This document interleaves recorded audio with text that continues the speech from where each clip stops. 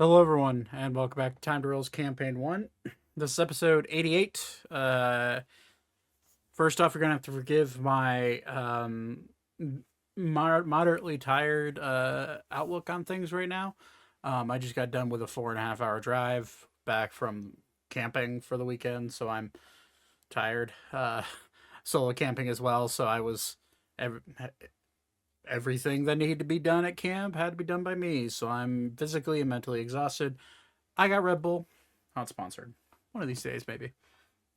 Couple announcements, and then we'll get into it. I've been noticing a major uptick over on YouTube in views, but not enough people subscribing. Why don't you go ahead and hit that subscribe button for me?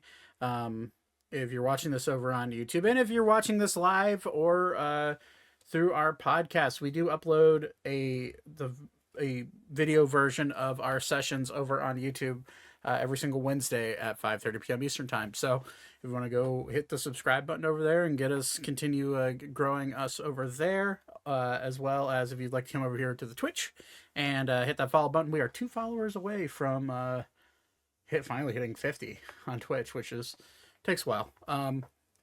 But that being said, we're gonna get right into it. I'm very tired, and I'm excited to get into what we have planned.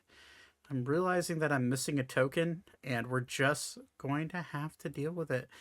We're going to have to, yeah, sure. That works as the token I need.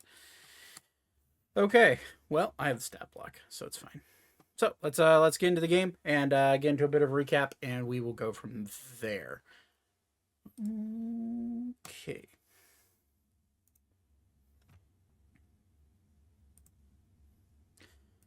Hello. Mayor Meat Slayer. Wow. That's something. We were talking about you. Mayor meets what? Because you were good okay. Are we playing right now? Sorry, I just got back. Yes, we just Okay. I just undeafened. Okay. You need to make I need perfect timing then. No, you need to make a death roll save. Oh, I died. Oh Yeah. Well, it's not like I failed 3 times. Bye, guys. Deepstead, roll a new character. I have no new characters prepped. See you all in 2026 for part 2 of the campaign. 2026. Damn. A long time off, my man. I know. Yeah. 2025 maybe, but I have a dog that's going off.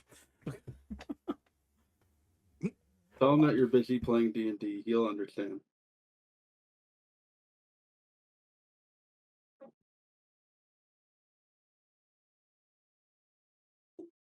now I have that song stuck in my head.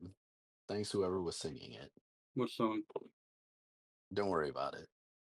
Come on, God damn it. You're gonna get also banned in for. my You're gonna head. get Zach banned for copyright infringement. Good. Karaoke at this point, because there's no music to back it. That's true.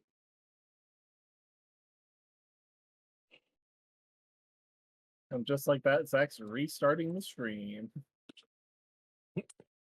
Yeah, they don't want to hear us singing.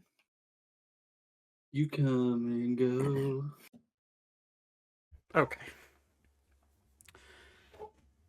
I guess. Oh, that's why. I guess hooked up to my iPad. I guess Amazon is delivering this late at night.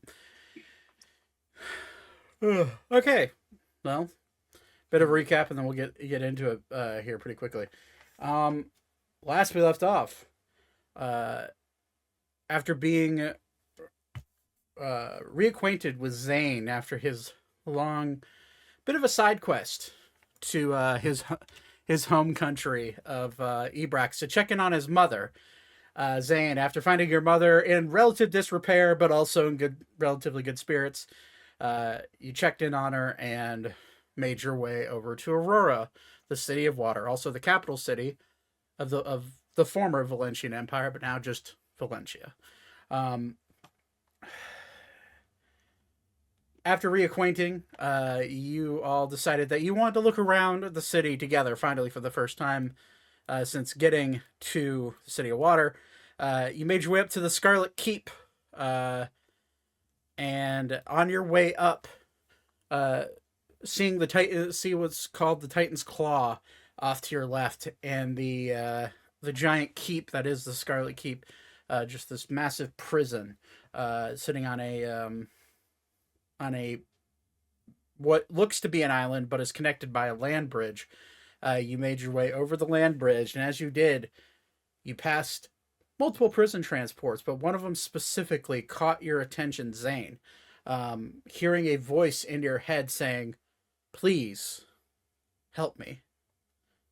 Help us get out of here."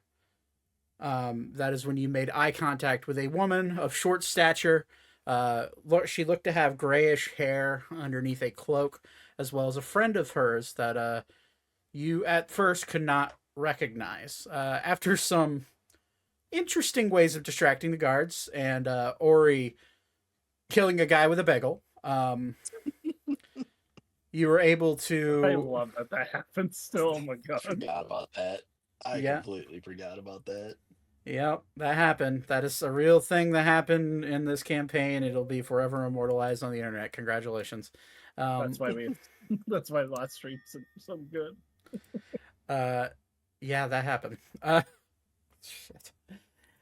Either way, after killing the going home, ready to be done with work guard as a distraction, you bribe the two guards driving the prisoner wagon to take the wagon down to a back alley to release the two people in the back.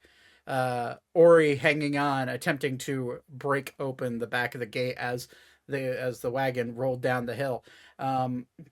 With guards quickly behind, you did manage to sneak into an alleyway and open the gate and loosen the shackles inside the prison wagon. Inside the prison wagon was a familiar face, as well as a person that Zane, you had heard of, as well as Elka had heard of. I was going to say, I think we've all heard of her, because I believe she was mentioned in a note. She was mentioned in a note. Wow, you're remembering things that I have written down, but I completely forgot about. Yes, so you all had heard the name of Ophelia Thorne. And inside that wagon was Ophelia and Elkas, Elka's uncle. After reconvening and getting back together and having a meeting on the Lily, you all came to the conclusion that you had two options. One, save Archer, who was captured by a mortal enemy of all of yours, a shared mortal enemy of the group, Torbin von Aurelius, or head deeper into Aurora to the Cemetery Hill and the Iron Mine to potentially go and stop and capture Aldregos, the primary reason you made your way to Valencia in the first place. After we were done last session, I believe all of you agreed that trying to get Archer out of Torbin's grasp was a little bit more important than going after Aldregos at this very second. Am I right with that? I Okay. agree. I believe so. I mean, I'm in agreement with that. And also potentially getting prying Noetic from Torbin's hands as well, if possible. Okay.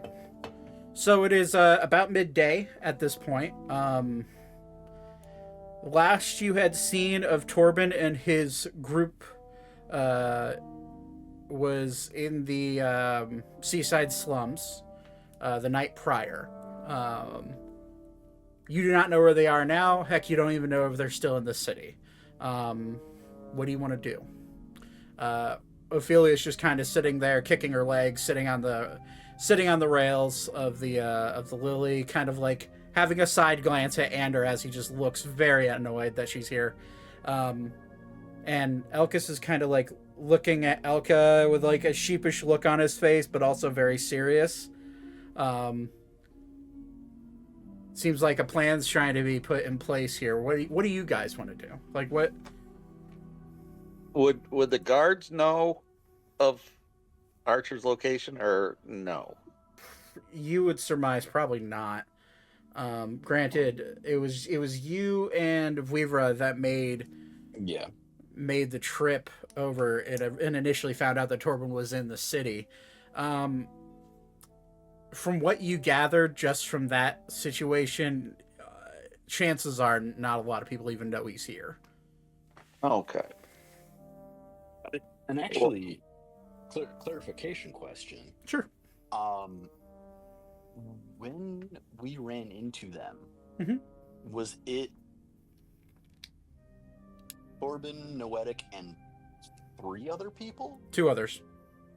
2 others. Yes. 1 male, 1 female. A older man, looked to be, didn't have any obvious weapons on him. Seemed to be the wise one of the group. What you remember before Torbin transformed was that Torbin was taking the form of a taller elvish man with. Oh, okay. Yeah, he was taking the form of a taller elvish man that was walking along Noetic. A smaller female that you did not recognize, although actually you recognized her, Vivra, given that you scryed on them in the past. You recognized her face, you just don't know who she is. Yeah, okay. And then the older man that seemed to be not necessarily the obviously Torbin's the leader of the group, but he seemed to be like the wise old man of the group. Yeah. Yep. Oh, all right. Thank you.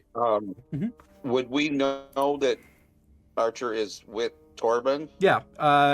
You would remember you would remember Torbin taunting both of you by bringing Archer out of what seemed to be some sort of pocket dimension and holding his neck in front of both of you. That's right. Yeah. Okay. We will share that with the group. Yeah. I will. And Noetic. One thing about Noetic that you remember is that he kind of looked dead inside. His soul looked like it was not behind his eyes anymore. But he did cry. a little bit. There was a tear. A tear did come out of his eye duct, but there was no emotion on his face. Right.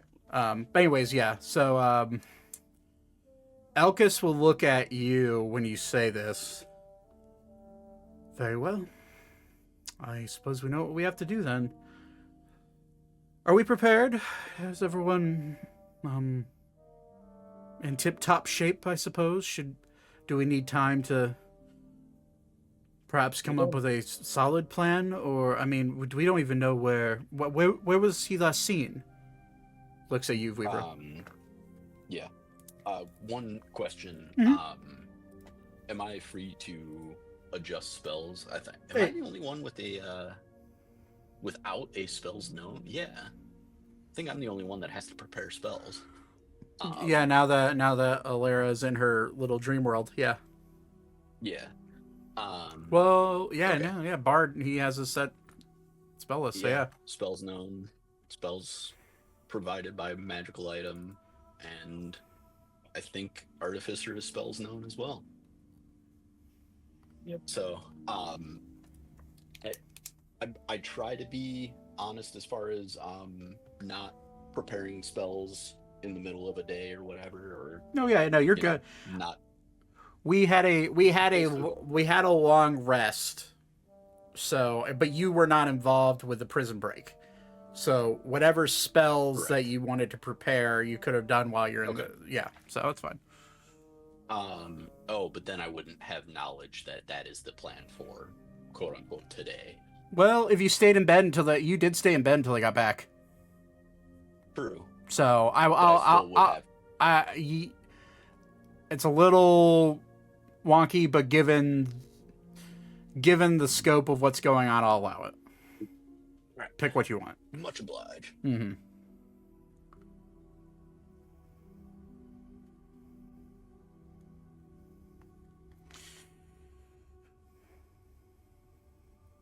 How can we locate them? I suppose a scry could be in order, or maybe if there's, well, I suppose I could maybe locate an object that one of them has.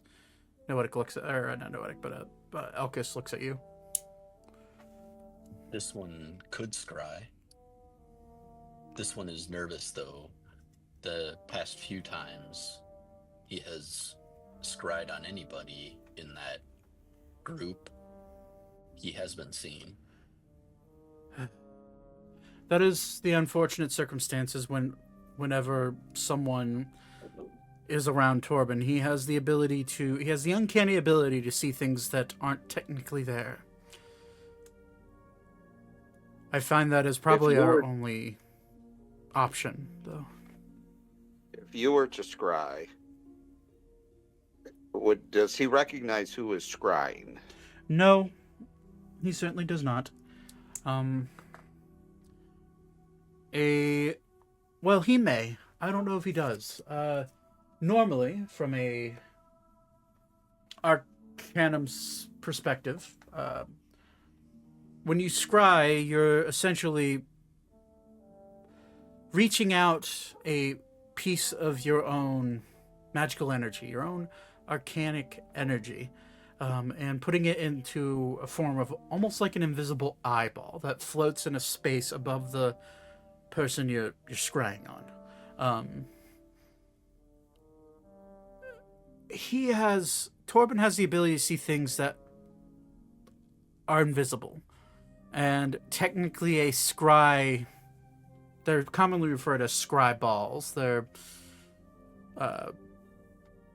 little illusory formed eyeballs that float in space, and they're invisible to most people who are being scryed on.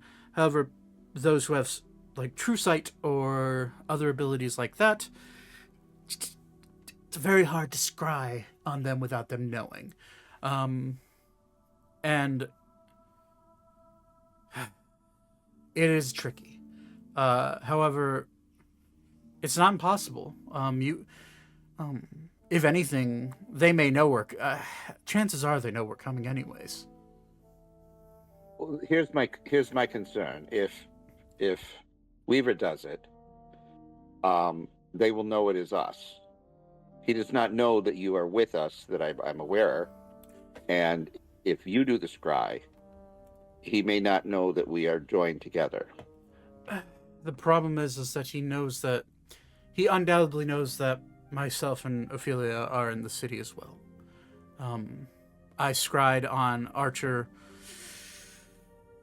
right before we got arrested. And, well, then you may have a better update than we do, because ours was last night. We've been arrested for over a week now. Oh. The last time I was able to scry on Archer and have the ability to fully cast spells was last week. So we could go to where you last seen them, but knowing who we're dealing with, he more than likely moved either just out of the city entirely or somewhere else within the city to set confusion. From what I've gathered, he seems to be a person that when he sets his eyes on something he wants or in his mind needs, he doesn't really care who stands in his way. He's going to get it regardless. So if he hasn't finished up business here in the city, then chances are he's somewhere in the city. And Ophelia kind of like leans back and stops kicking her legs while sitting on the rail. Yeah. Or maybe he got cold feet and fucked off back to his little island. You know, he's done that before, Elkas. Well, he's done a lot. You have to understand, and no offense to you guys, we've been dealing with this asshole for 2 decades now. We've learned his tricks enough. When he was first released, he didn't really try anything too dastardly. But we caught wind of him about 15 or so years ago, attempting to usurp governments, and in fact he tried coming here to Valencia and corrupting the queen. She fought him off and sent him back to his island with his tail tucked between his legs. I suppose it might be a good idea, at the very least. I understand your concerns, but if we don't know where he is, we really don't have a place to start. And Elkas will kind of like nod his head. I can scry on him if you want, but it's up to you. This one had a thought. This one was attempting to ask questions of Torbin when we met him, unrelated to Archer. Perhaps this one can attempt to reach out and find him. As in, try to talk to him? Ask additional questions, yes. I suppose you could give it a try.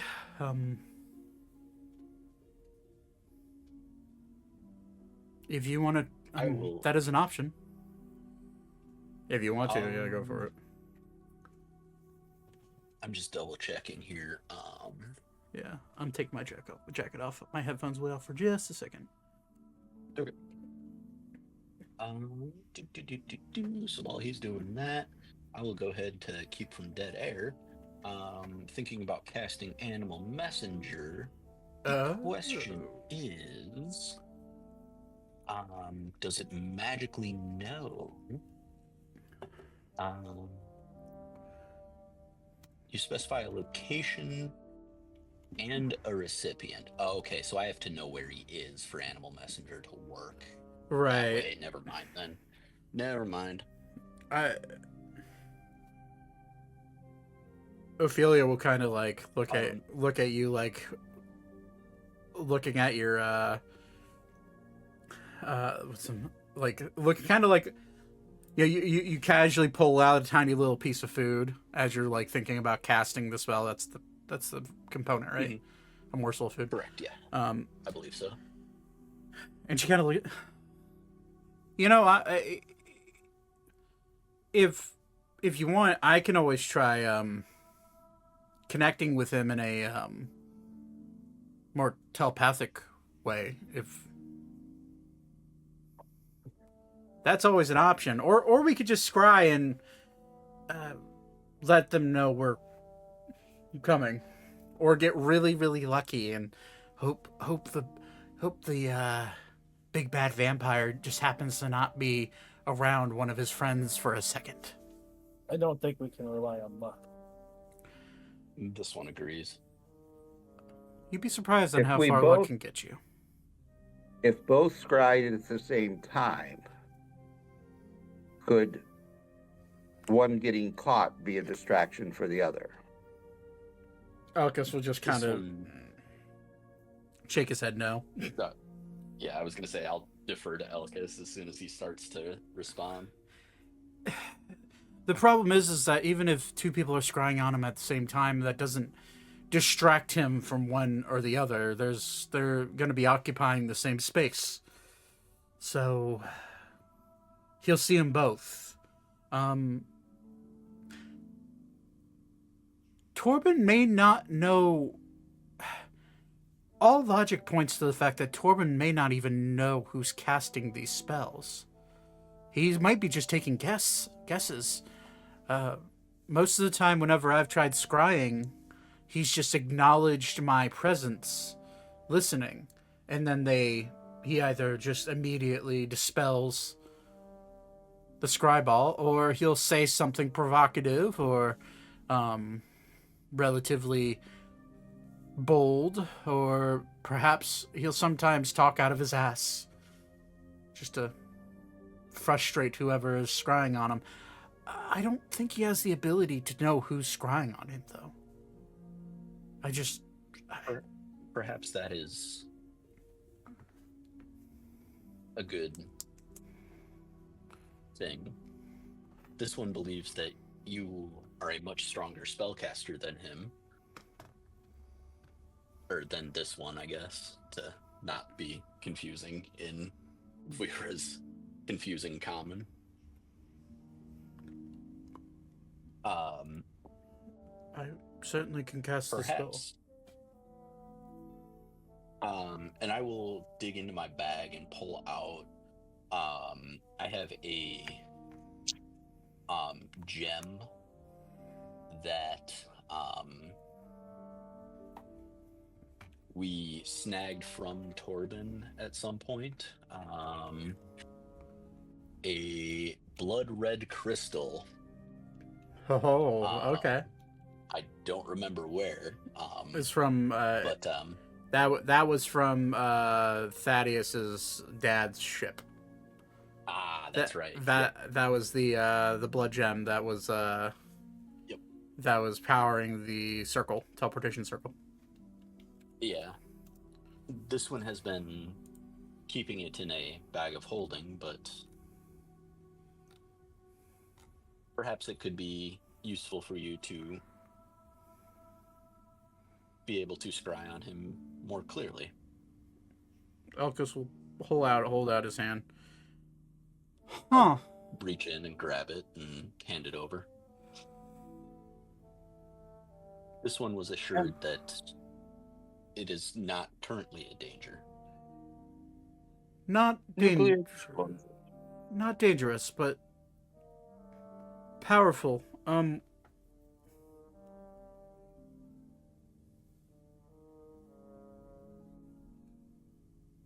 Huh. And he'll just like sit there and look at it. I'm not going to question where you found this because I'm sure you got it through happenstance. However, then he'll just kind of like smile a bit. This is a soul gem. This one was not told by the trusted friend that he showed it to.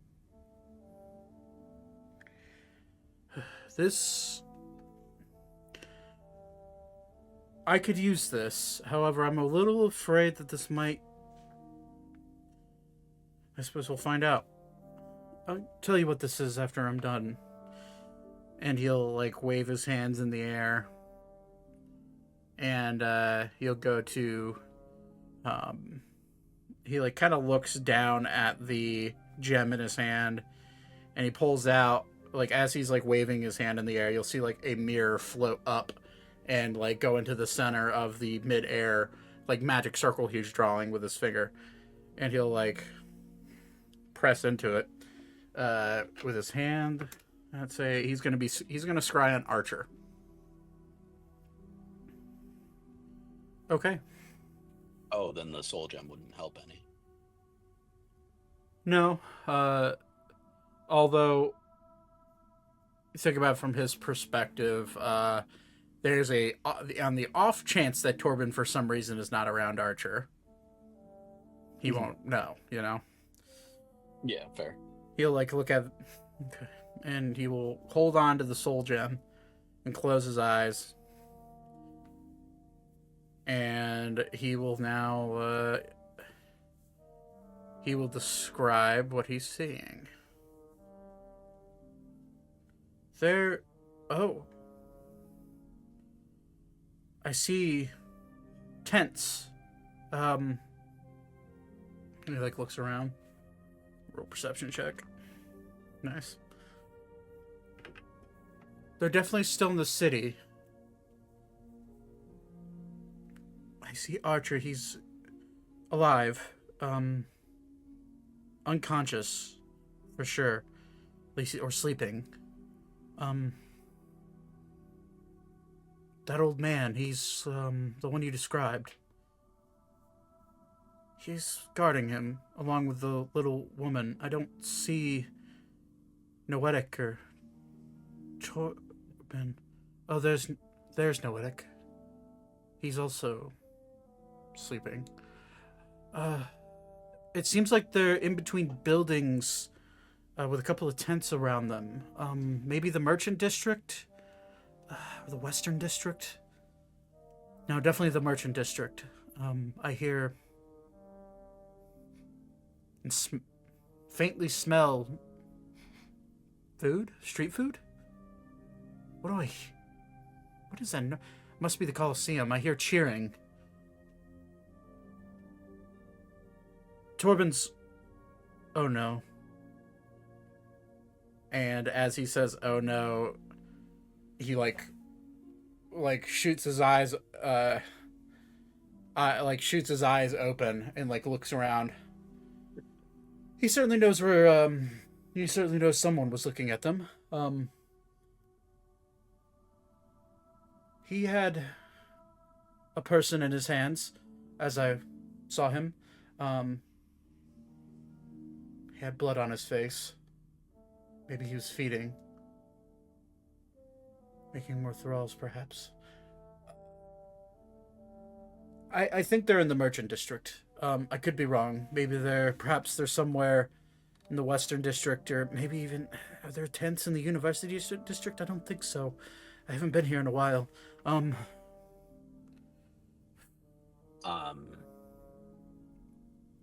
going to, while he was scrying, Mhm. I actually started pulling out a very fancy gem encrusted bowl. Okay.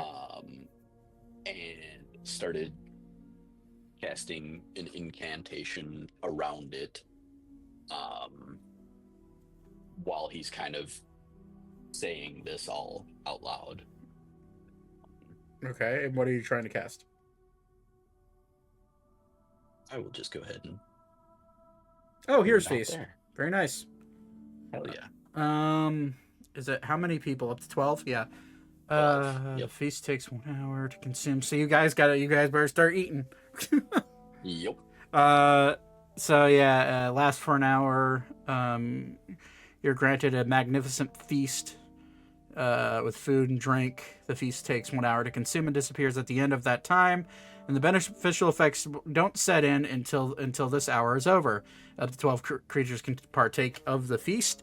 A creature that partakes of the feast gains several benefits. The creature is cured of all disease and poison, becomes immune to poison and being frightened, and makes all wisdom saving throws with advantage. Its hit point maximum also increases by 2d10, and it gains the same number of hit points.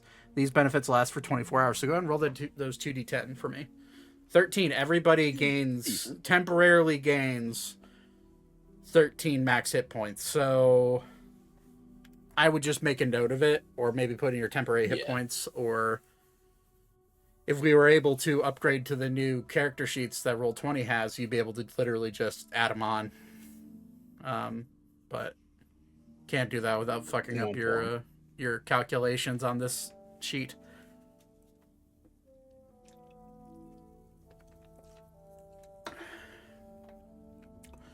So All good. you all start eating. You'll notice Ander partake in the feast as well. Yeah. So Ander, Ophelia, and Elkas all partake. Alara. Yes, that's 9. Alara continues sleeping. Okay. I'll leave her go. I'll invite. Right, so that leaves 3 other empty seats, if you will. Yeah, 3 more. Yeah. I'll invite Alex and ask Alex and Ander, who on the crew might have earned a bonus of some sort, a reward of some sort.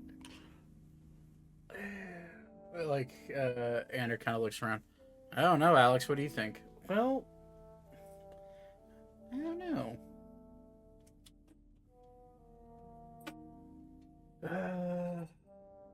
He'll like point over to a dwarvish woman. He'll like Tiff, come over here.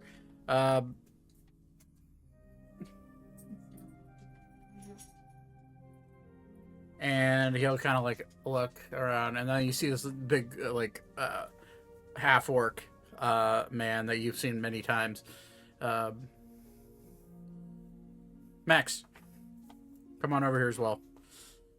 So Tiffany and Max will join you as well in the feast.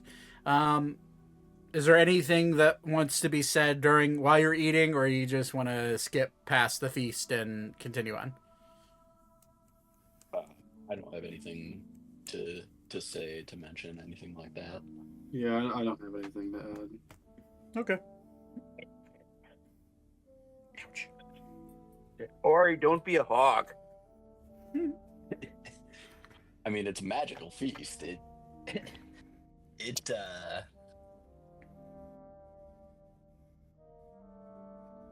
I'm assuming it just kind of is all you can eat. It is, yeah. Magically. It absolutely is. There's enough for everyone. That's for sure. What am I doing? Right. Well, the hour passes by. You partake in some really, really good food. So all of you have advantage on wisdom saving throws. And have gained Can't be poisoned or frightened. Can't be poisoned or frightened for the next 24 hours. And you've gained 13 temporary maximum hit points. So again, they're not temporary hit points. They add on to your maximum. So that does take into account for like things like power word kill, that type of thing. Where if you're under 100 hit points, it also helps with max damage hits. So if you end up getting smacked for a lot of HP by a spell or something and it takes you over, then if you don't immediately get KO'd. If somebody survives because of that, That would be impressive. I will shit a brick. I will literally defecate a full-on brick. You haven't seen Torbin in his Super Saiyan form yet, all right?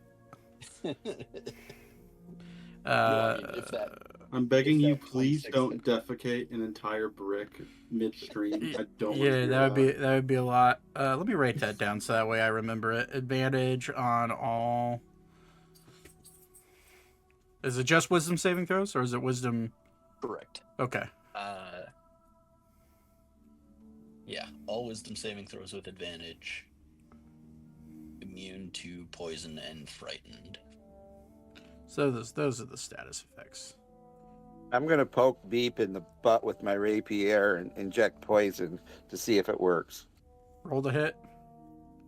I'm just kidding. I was about to be like, are you fucking serious? Beep will beat the shit out of you. Oh, damn. That's actually kind of fucking huge. I mean, it's my 6th level spell. Yeah. My only 6th level spell. Yeah, I understand. Okay. So you have an idea of where they're at. All of you gear up. Anner kind of looks at Alex along with Tiff and Max. I'm going to need you guys to protect the ship and keep it ready to fucking leave. If all of a sudden shit goes sideways and we need to retreat, maybe a mid-air pickup would be necessary. So just keep it ready. Speaking of ships, where's my ship at? Just docked right next to the Lily. All right. I'm going to update our captain on what's happening and if they take off for him to follow. Okay. He'll look at you. All right. Well, that's certainly fine. been running around at the whim of your group for 3 weeks now. What's a little peril? Have to do with it, but okay. Well, I have that written down. I also need to add 13 onto the hit point totals for Ander or Ophelia and Elkas. Okay. I suppose we go to the merchant district, yes? Search them out. Maybe they'll be there.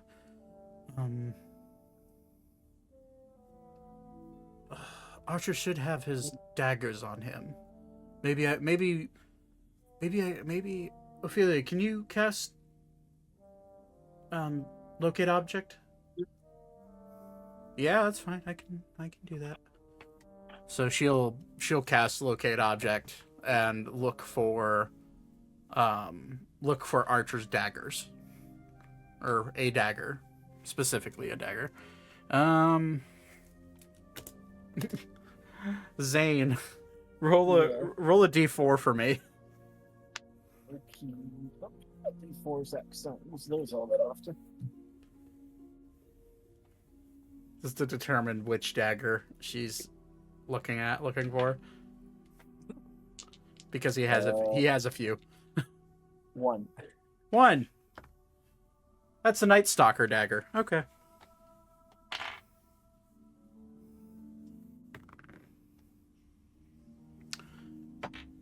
So she'll cast that, and Amelia, well, it ain't around here. Suppose we should start walking. So all of you, are you walking casually through the city like nothing's wrong, or are you trying to stick to shadows and like, are you trying to be conspicuous or are you trying to just be normal? I'd say acting normal. And just to let you guys know, even with my invisibility, he was able to see me. It has been established that he has true sight.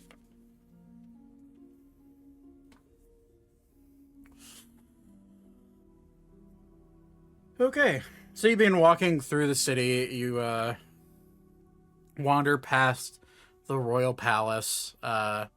It's standing tall with all of its peaks and towers that come off of it. You pass a few people, merchants, just casually rolling by in a wagon. They kind of nod and wave at you, at your ensemble of people. You make your way across the large bridge over into the merchant district. You can hear the cheers and excitement from the Colosseum that you see off in the distance. Elkas immediately nods. I think we're in the right place. Let's keep walking. Ophelia, as soon as you see that, as soon as you can find his dagger, let us know. All right, I guess yeah, of course. Are you moving a token, Zach? I'm not. Here, I'll just, yeah, Anders is fine. There we go. So you begin walking through as a group. You pass by the Colosseum, nothing. Ophelia's getting moderately concerned that you can see like a hint of concern comes over her face. Like, oh, are we not in the right place? Let's see here. We'll go with Elka, can you roll a d20 for me? Yes. 15. 15. As you're wandering past the Colosseum, two obscenely drunk orcs. They're not half orcs, they're full-bodied orcs. Like, kind of stumble and, like, see Ori and then see everybody else. puny, and they like kind of like walk and then bump into you, Ori, and walk past you.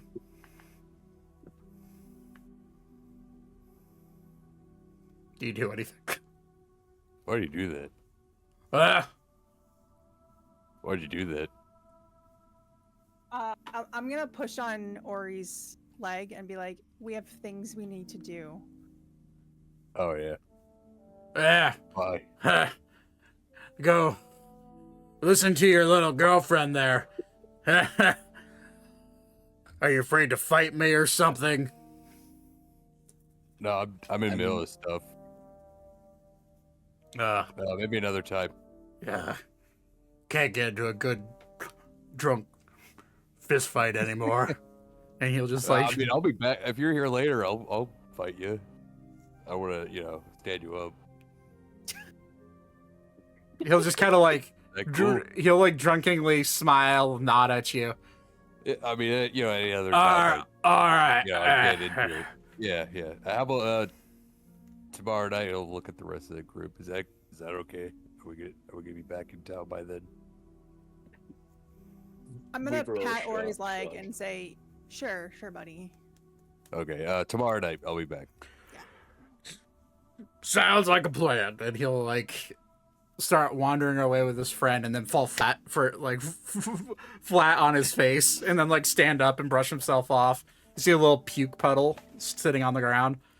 Or he's just staring at him. I'm gonna try to help him up, and then I'm gonna pickpocket him. Shit. Okay. So okay, roll a My question for you: are you trying to really like? He's a big guy. This orc's like 7 to 8 foot tall. Is in your attempt to pickpocket? Are you more or less pretending to help him up? Oh God, yes. Okay, all right, that was okay. So go ahead and roll a sleight of hand check. I'd say with advantage, given that he's plastered. I'm not looking for anything in particular. I just feel like stealing from the drunk man. Sleight of hand. Did that? Yes, it did. 23. You find in his pocket 4 gold, 2 silver, and 9 copper pieces. You also find with a 23. You also find what looks to be a half-eaten like turkey leg. Okay, I'm gonna hand him. I'm gonna keep the 4 gold and hand him back the other stuff and say, "Sir, this fell out of your pocket when you fell." Thanks, little guy. And he'll like pat you on the head and take his stuff and like shove it back down in his pocket and be like, "Hey, wait." Oh, whatever. And he'll just keep walking.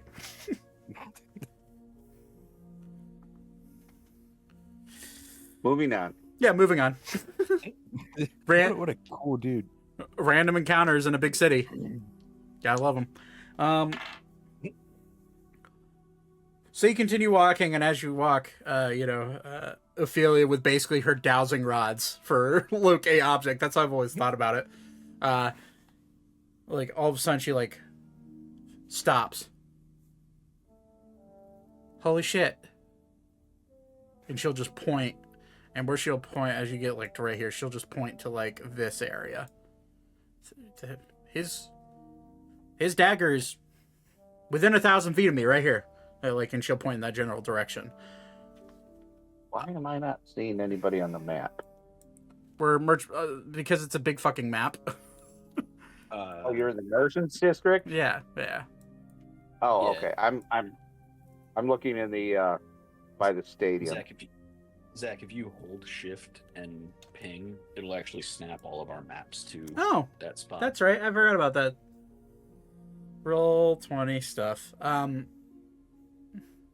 Ophelia will look at all of you. I guess what's the plan then? Do we split up? Do we encircle them? Do we... Ander will put his hand out. I have an idea. and he will cast Pass Without Trace. How many people is that? Is it 8 or 10? 10. 10. Well, no. For amount of people it can be cast on. Is it? Oh, any creature within within a 30-foot radius. Yeah. So he'll cast Pass Without Trace. I think this is probably our best bet. Remember, he has true sight. Yes, but if we're just really, really quiet and sneaky, then maybe it benefits us not to be invisible. Because if he can just see us anyways, he'll be looking. He knows you're around, Thaddeus. He knows that you can turn invisible. Maybe he's looking for that. Maybe we just act normal and walk through. It's up to you guys. I'm just tagging along because I might get a chance to smash that bastard's face in. And also, Archer's kind of cool. Yes, he is. Okay. Do you guys think I should go stealth and try to be at a distraction and get caught? I don't think you should try to get I caught. think that's probably not a great idea. As Ophelia looks at you. If anybody, this one would have the better shot at being a convincing potential distraction. As this one said, he was trying to have a conversation to ask questions of Torbin about a different subject. Which, Thaddeus, it was the case. I don't know if you remember, I was trying to ask him about other things, too. Yes, no, I remember. I'm just trying to avoid. He's a smart man. He can see us, and I'm just trying to outthink a smart man that can see us. You know, we could always take to the rooftops and stay. He knew I was there. Right, I understand, but if we're just quiet enough, this is a big enough city that any random person can just wander through the alleyways and stumble upon them. Now, any random person that happens to stumble upon a true vampire may not be having a good night, but I feel his guard's down. Just from how they seemed to be waiting. Torbin, where the fuck are you? No, I'm kidding. I'm kidding. My eyes just went wide. I was like, holy fuck. Wait, let him cook. Should this one be the bait, so to speak? Or... I don't think bait's necessary. I think if we just quietly go over on the rooftops, or maybe even some of us quietly walk through the alleyways, as long as Andrew's within 30 feet of all of us, then the spell he just cast is... It really helps us staying quiet. Very well. I'm not sure Ori is a good one for the rooftops. So let's... And Ophelia kind of like chimes up, you know, I could always just cast that spell as well. And we could split up. It's up to you guys, but it is within my abilities. This one believes that sticking together is the better course of action, but will defer to the group. Stick together. And it will like kind of like elbow beep. What do you think? You're the one that always has a fucking plan. Why aren't you saying anything? I don't care to have a plan right now. Do I need to always have a plan for you? I mean, you're the plan guy. See, everyone has a role in a group. You're the plan guy. Me and Ori are beat the shit out of people guys. You know, it's just Zane's the invent guy. Elka's the stab people in their nutsack gal. Like, we have roles. Stereotype me. This one puts people back together. If Weaver sews on missing arms and shit, like... And I just annoy you all. No, you're the sneaky guy. Mostly. But he can do both. The other part is He's allowed. untrue. I mean, he doesn't annoy me, but I'm just kind of used to annoying people, I guess. Are you the annoying guy? Me? Yeah, Yeah. absolutely. And he'll just smile. Yeah, it is pretty annoying. You're pretty good then. Okay, well, I guess together, let's just sneak down this alleyway then. Some of us on the roof, some of us on the ground. I'll stay on the ground with Ori if everybody else wants to go on the rooftop. I too will be on the ground. I feel I'm better on the roof. Have fun down there, though. Oh. Good, I get him up here with me. Oh, never mind. I'm coming on the ground. You. Ophelia will. Oh, I can fly. I'll go on the roof. Elkas will be like, I don't care where I'm at. As long as I can send a scorching ray through that asshole's forehead and save my husband. That's all I really care about. 2 of us after our husbands. You're not married, are you? Wait, did you guys get married before you separated? No, unfortunately, we didn't. Oh, shame. He likes to dream. Dreaming is a good thing. Well, I suppose, let's get on with it then. And you'll see Ophelia, about damn time, and she'll just, like, take off up on, like, flying up onto the roof. And she'll grab Elka as well as she does that.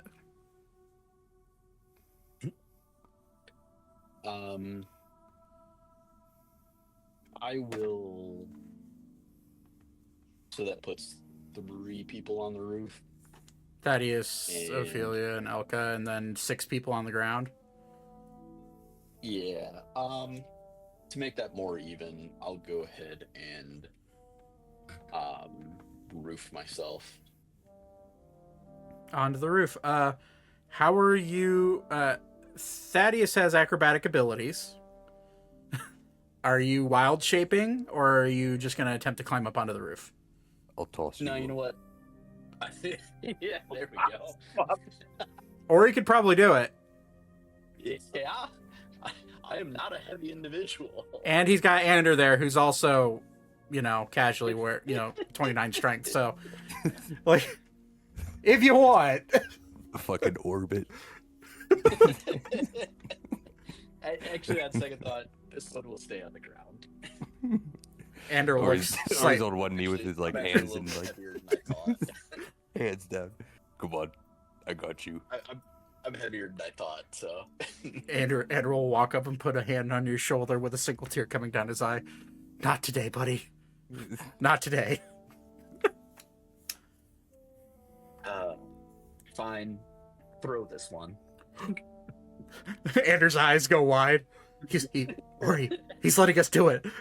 Oh, You're consent. Okay, I'm gonna be 100% transparent with you because this is your character. Yep. They're attempting to throw you 20 feet into the air, which is very possible for Ori and Ander together. You will take fall damage, Then, assuming Featherfall is not cast on you. Which it might. Actually, I'm trying to remember if Ophelia... Does Ophelia have Featherfall? We'll find out. I am going to get ready to wild shape if I have to. Okay. All right. Fair. All right.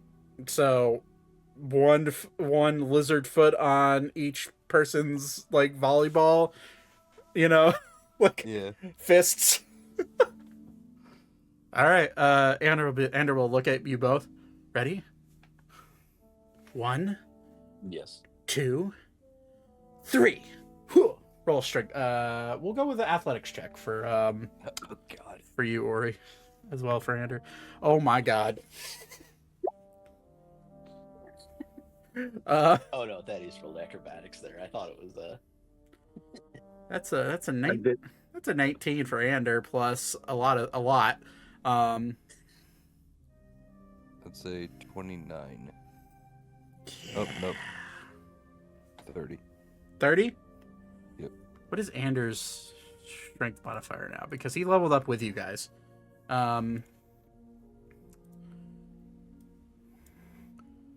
Plus athletics is a plus 17, so that's a 36 for Ander. Whoosh. You have now witnessed Weaver turn into a tiny little dragon flying through the air. Yeah, you get launched about. You see your feet leave the ground, and for a moment, weightlessness. You're still going up in altitude. You're like, oh wow, they're really strong. And then the top of the flat roof goes by you. At that point, And I will expend a use of wild shape to summon the Newt and have Newt kind of glider me down. like a Breath of the Wild glider, Sonic just like.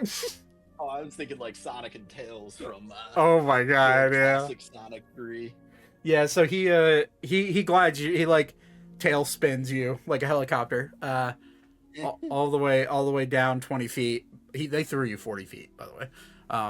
That's right. That's max throw distance vertical for two very, very strong individuals. Yeah, so he floats you down. Actually, while you're 40 feet in the air, you actually get a good view of a lot around, briefly. You do see... Actually, your passive perception's fucking ridiculous, isn't it? Passive is 24, yeah. Okay, I'm not even gonna make you roll for this because you just immediately like kind of look. You see colorful tents about 100 feet away from where everybody else is, like in this like encircled area between buildings, and then you start to fall down and you summon Newt and you glide down. Mm-hmm. Okay, Ander will like look up at you and like. Did we kill him, Ori? This one is fine. Oh, good. Squints. Wait. Does Weaver just like poke his head over the building? Yeah. Just Yep. okay. Is that him? That's him. Yeah. Yep. That's him. All right. Everybody quietly now. This one would say you two don't know your own strength, but They you do. two know your strength. I know exactly what my strength is. Yeah, I don't want to take. Never mind. Anything I say will be used against me. DM smiles. I was said two things there. Okay. So, as all of you begin walking, some of you. One side question, because I was Sure. out of the 30-foot radius for Pass Without Trace, does that no longer... No, you fell back into it, so you can redesignate Okay. you. Yeah, so Ander's like walking along the edge of the building where you guys are just within range of it. So now I would like everybody to roll a stealth check. Thaddeus, are you invisible?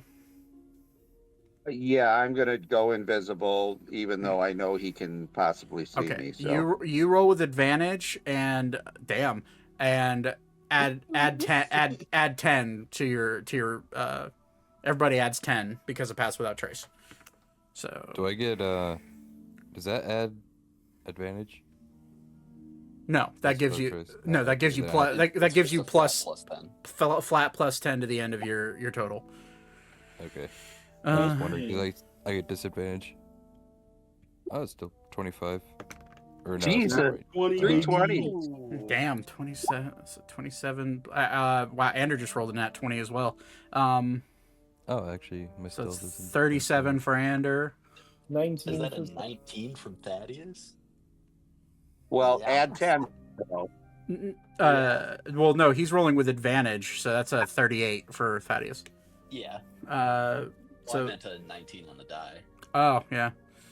I That's got 29. 30 for Ophelia. Shit for fucking Elkas. That's a well, he's a Herringon. That's a 19 with pass without trace. So, yeah. All of you begin weaving your way through. What did Zane roll? Sorry, I didn't hear. 19. 19 total? Yeah. Okay. So, My yeah. roll's not great. Yeah. So, weaving Logan, we're coming for you. weaving your way through the alleyways, and for those on the roof, you're able to easily step onto the roofs. The roofs here are all flat. They're very at least in the merchant district, they're very what I would consider like Middle Eastern style roofs. They're made primarily out of clay and stone. These buildings with wood that helps support, and they're all flat, so you're able to climb up and down no problem. Eventually, those in the alleyway, you find yourself spiderwebbing through different alleyways to kind of spread out a bit, and eventually you make your way into an opening. For those of you on the roof, you get first glance at this. You see a couple of tents split between this like circular center between buildings. You look, you don't see anybody. But Ophelia is confident that that dagger is right in front of her, within a couple feet of her, down and within those tents. You don't see anybody at all. You don't see people. You don't see hide nor hair of Torbin. What do you guys want to do? Character, I just had an oh shit I thought, but in character I'm not thinking it, so I'm not even going to mention it beyond that. If Ophelia has a bead on exactly which tent, I would kind of defer to her. Okay. I'll go ahead and show you what this looks like. Here you are. For you guys,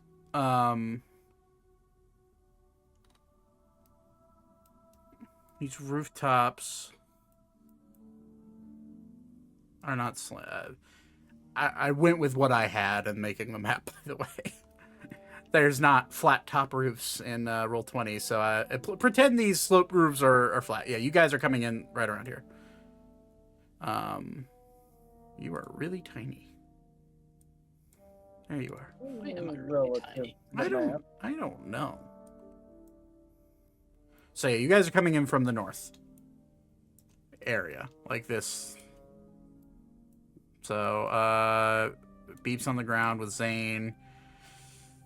Anders on the ground, walking through this alleyway. Actually, he probably would be he'd be walking along the main alleyway. Let's see here. Elka would be up on the roof with you. Do I not have Ophelia's token? That'd suck if I didn't. Do I have Elkas's? I do have Elkas's. Okay. Elkas is on the ground. I don't have Ophelia's token, unless I added it and it's not where I need it to be. I think I added it, it's not where it needed to be. No? Well. Shame on me for forgetting. Yeah, okay, this actually works. This token works well. This looks close enough to her. She is from Strixhaven anyways, and that's a Strixhaven token.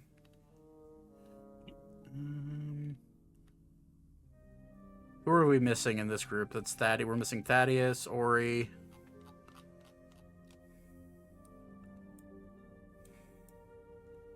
And I believe that's everybody. 1, 2, we have 9 total. 1 to 5. Yeah, that's everybody. Okay, so all of you look down, and you don't see anybody.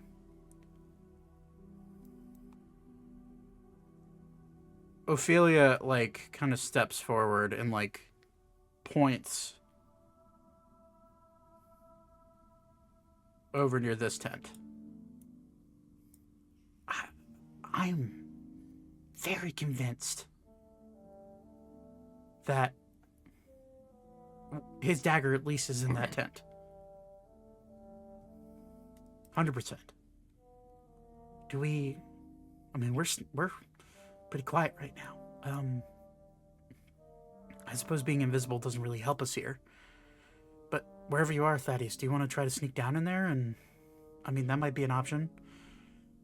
Yeah, I'm going to go over the roofs and then drop down by the brown tent or cart. Okay. So, yeah, with ease, you run across. And your goal is to what, jump down here? Yeah. Okay. Zach, I That do is- need a token for my. Oh no, never mind. I have one right here. My bad. And then also I'm going to ask that she follow so I can keep the spell on me. Oh, well, Anders the one that he's on the ground. He's the one that casts the spell. Oh, okay.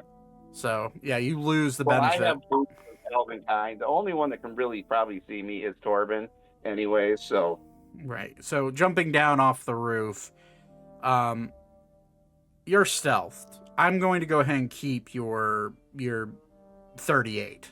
Because you're this is all happening within seconds. So you jump down. I'm going to say make an acrobatics check. with advantage, without advantage. Just a normal acrobatics check. Sorry, I'm on my tablet, so Yeah, you're fine.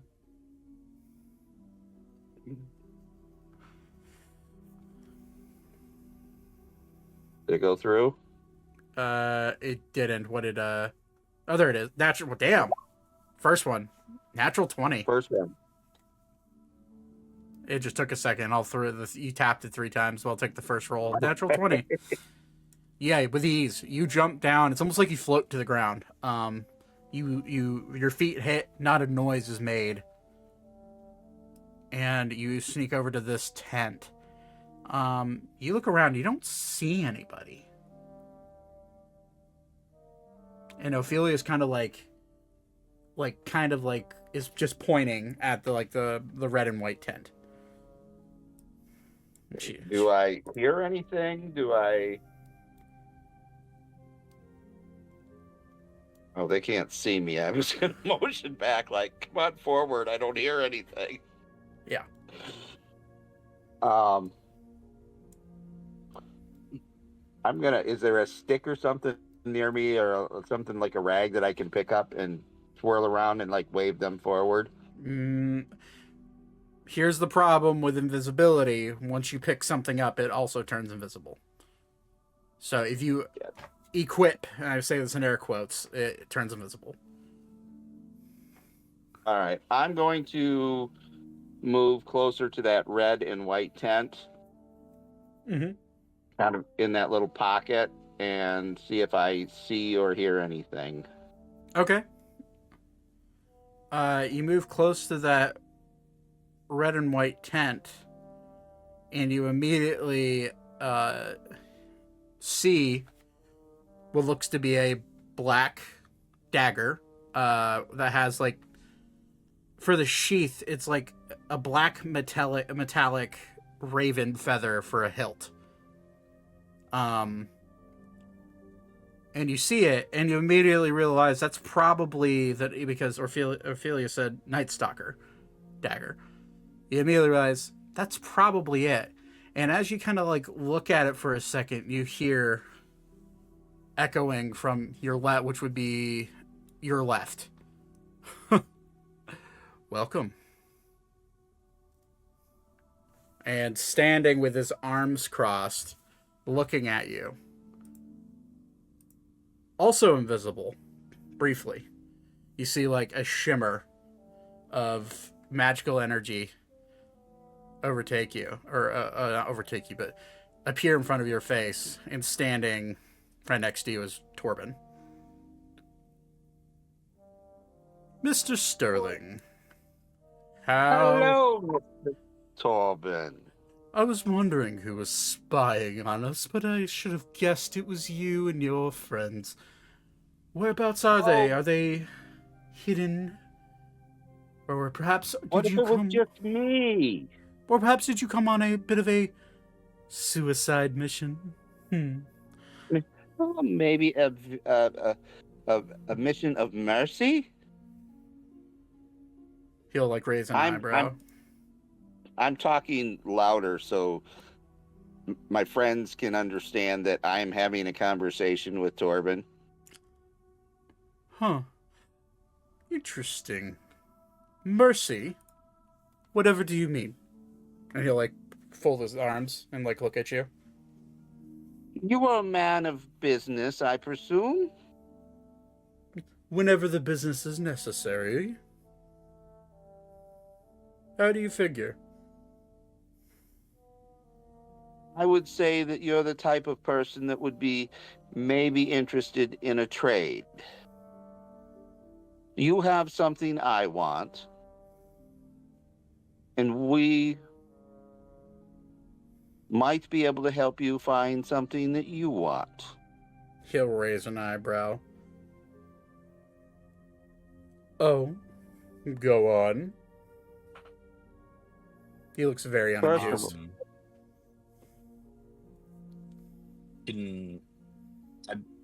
Can I assume that with my 24 and I'll even You're here. Torbin is not trying to hide. He's talking right now. In fact, yeah. In fact, he's talking with a confidence that he always talks with. Yeah.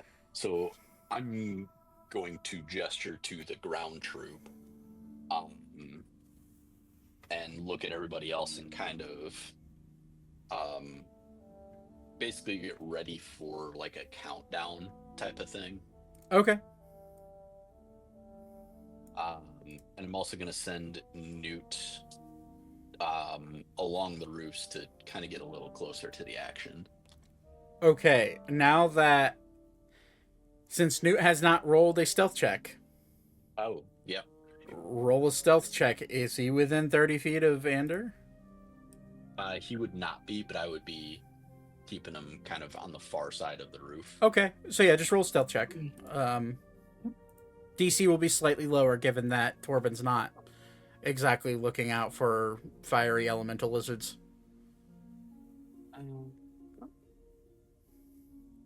Wow. Hey. 21? Yeah. Quietly. He just kind of like skitters and makes his way over to this roof here. Newt's character sheet is broken for me, so I can't roll. Oh, that's weird. But that's neither here nor there. Okay. Torbin will look at you.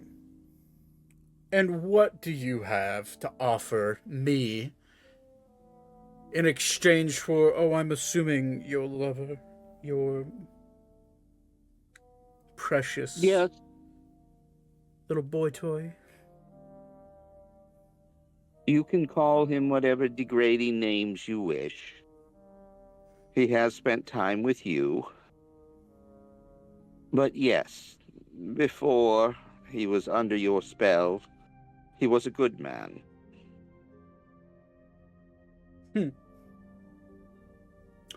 Regardless, what do you have to offer? Trading one of my thralls simply on a promise is not something that I'm very easily willing to do. What do you have to offer, Thaddeus? Perhaps your The service... servitude, Oh. the servitude of my father? Your father? I've had him wrapped around my pinky for 3 decades now. Next. And you'll see his eyes kind of glow like a scarlet red as he says next. Anybody? While this is- My mother? While this is going on, I'm laying basically on the corner of the building so I can signal the ground team. And I have Newt ready to fly in and grab Thaddeus and fiery teleport 15 feet away Okay. To safety if the shit hits the fan. Okay. He'll look at you. I think you're a man that does what he wants whenever he wants. Does what he wants whenever he wants. And I respect that. However, I have ambitions that go beyond any single person. Then share what your ambitions are. He'll smile and you'll see his sharp vampiric teeth, and his eyes will start to like pulsate back down out of a dark red to more of a almost like a weird mixture. Like one eye remains like an amber and then one turns green. Revenge. Simply put. I am a man that unfortunately has lost a lot, and I've also unfortunately had to take a lot in my efforts to get my revenge. My revenge stems not only with every mortal in existence, but also every god, for they are all responsible for taking my family away. I'll tell you, if you're willing to listen and not do anything rash, I'm more than willing to tell you my story, and perhaps we could find common ground. And, well, Beep doesn't hear this at all, right? What's your passive perception? Let me check. Hold on. I think it's Is it above not super high. Is it above a 15? It's 20. Yeah. Anybody who has a passive perception above a 15 can hear every word he's saying. He's not trying to hide it. Beep is very curious about what the fuck he's saying right now. Like, very curious. Would you like more of an audience? Oh, are you speaking of 2, 3, 4? I'm looking at your stealth totals. Are you talking about the few friends you have over there on... I assume that's probably Mr. Rona over there, given all the clomping around he's doing. Oh, and then... He'll smile. Miss Thorne. It's been a while. And Ophelia will kind of like stand up. I'd like to say it's a fucking pleasure, but I'd be lying to you, you old dirtbag. What's this about revenge? Oh, I'm more than willing to tell you. But first, how about... How about we also add more to this equation? Okane, my dear, you can come out of hiding. They don't seem to be willing to attack you quite yet. And you'll see a dark-haired, veiled woman show up on the screen. Or on that screen, on the fucking brain. 4.5 hours of driving will do that to you. On the top of the roof, like just staring right across to Ophelia. Hi. You're doing great. Okay, if any of them so much as lift a finger to cast a spell, lift a blade, or do anything remotely harmful towards us, kill the artificer. With pleasure. Oh, hey, boss, and she's now seeing Weaver and Elka on the roofs, and she's been seeing you for a while. Oh wow, even with the 30 whatever. Yeah. Damn. There's more of them up here. You got a lizard guy and a little rabbit girl, and and you'll see her kind of like, wait, why can't, hold on, what is going on? Why can't I move her? He's dead. Did you accidentally put? She's her part on of the map layer? she's part of the map layer. Yeah. Oops. I meant to hit token. You'll see her just like poof right here next to you, Alka. And she's not much taller than you. I mean, she's probably 5 foot flat, just looking at you. Hi. Oh. Hey, boss, there's a lot of them down here. Well, Hey. there's a lot of them. How about you come out of hiding? We have a nice little talk. Maybe we can find common ground. My dear, but chances if Ophelia is here, then that means that annoying rabbit is also. Yeah, there's a rabbit over here, kind of taller than Short Stack sitting next to me. Looks to be a bit taller. Rabbit guy holding a staff. The whole gang's here then. Well, then I suppose there's no point. And as Elkas kind of like annoyingly steps forward, there's no point in hiding him then. And you'll see Archer apparate here. Yeah, I'm just gonna have Beep come forward. Yeah. And he's just like, well, I suppose we can talk if we're all here to be civil. Elka's gonna like step forward and like do one of those like gasping like, Archer, like my uncle, like glad that he's alive. Oh, she'll like, and the thing is, this girl will like look at you with like no hatred in her eyes. Just look at you like, hi, how you doing? I'm going to ignore her. She'll like put like, as soon as you ignore her, like pouty face. I wanted to be, if we weren't on opposing sides, I think we'd make really good friends. Well, how about you, miss? You want to be friends with me? And Ophelia, fuck off. I know who you are. You're not fooling anybody. Fine, fine. What the fuck's going on up there? Or he's gonna squint up towards the rooftop. Poof. She pops down next to you. Hi. You're tall. Or he's still looking at the rooftop. Oh, hey. He didn't even notice her. He's just looking at the roof like, where is she? Ander will I'm walk worried. forward. Ander will walk forward.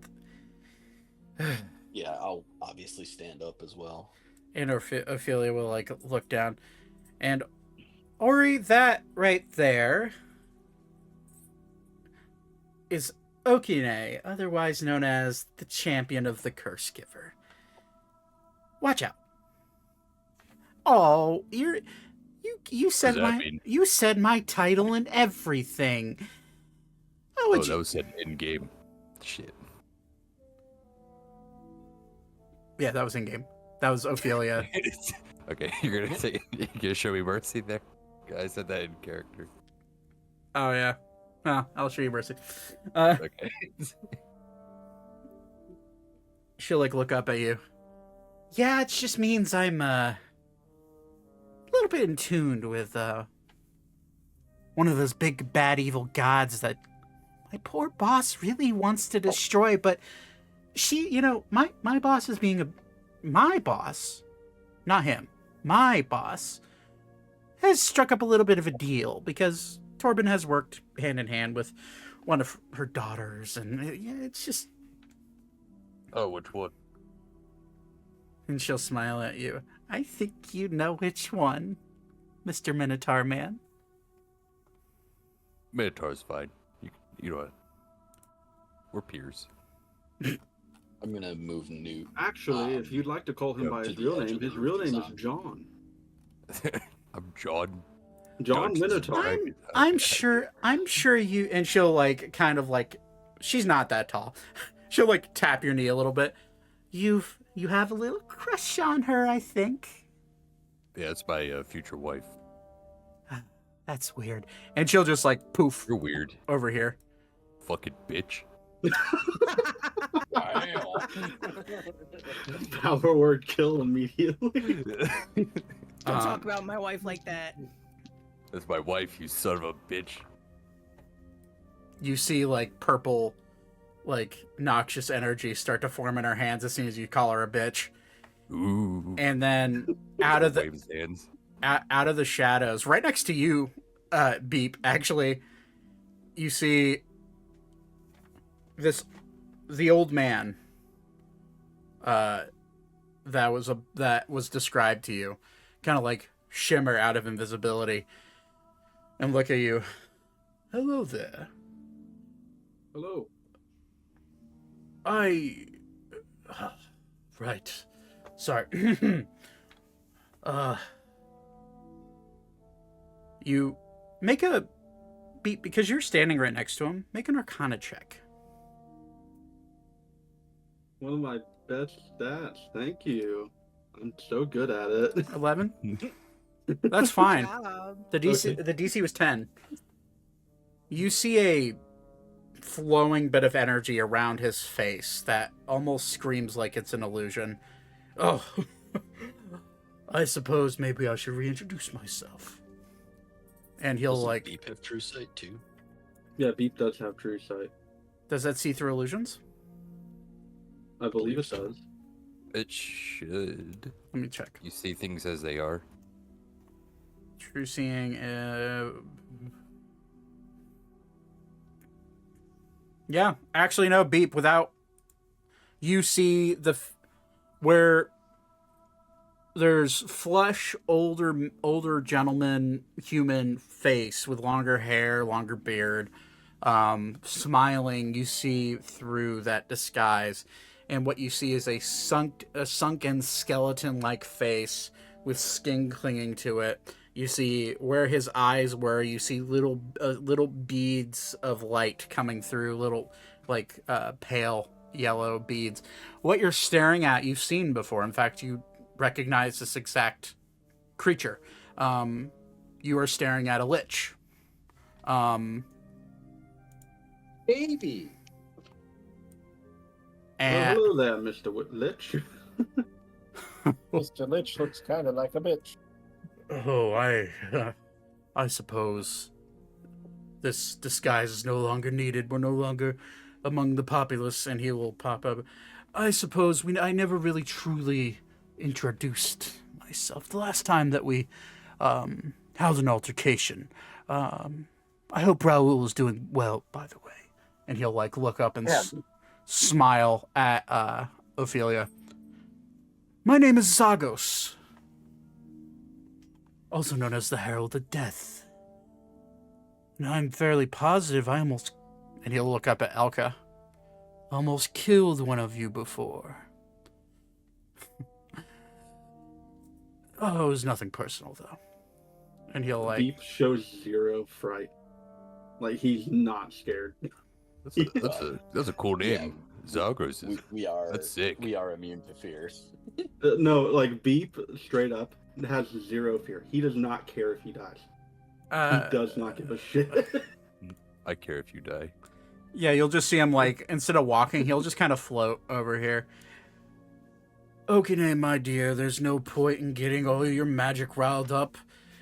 We'll fight them eventually. You know how it goes. Torbin has his grand plan. I suppose maybe we should...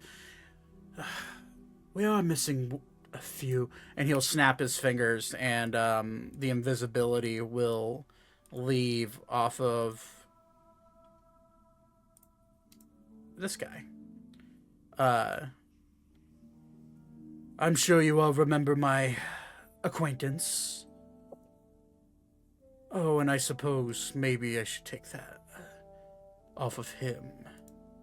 And standing in the corner, like, no emotions, staring right behind you, Thaddeus, is Noetic. This is the only token I have for him. given that I was starting to make a token for him aged a bit because he has a half elf.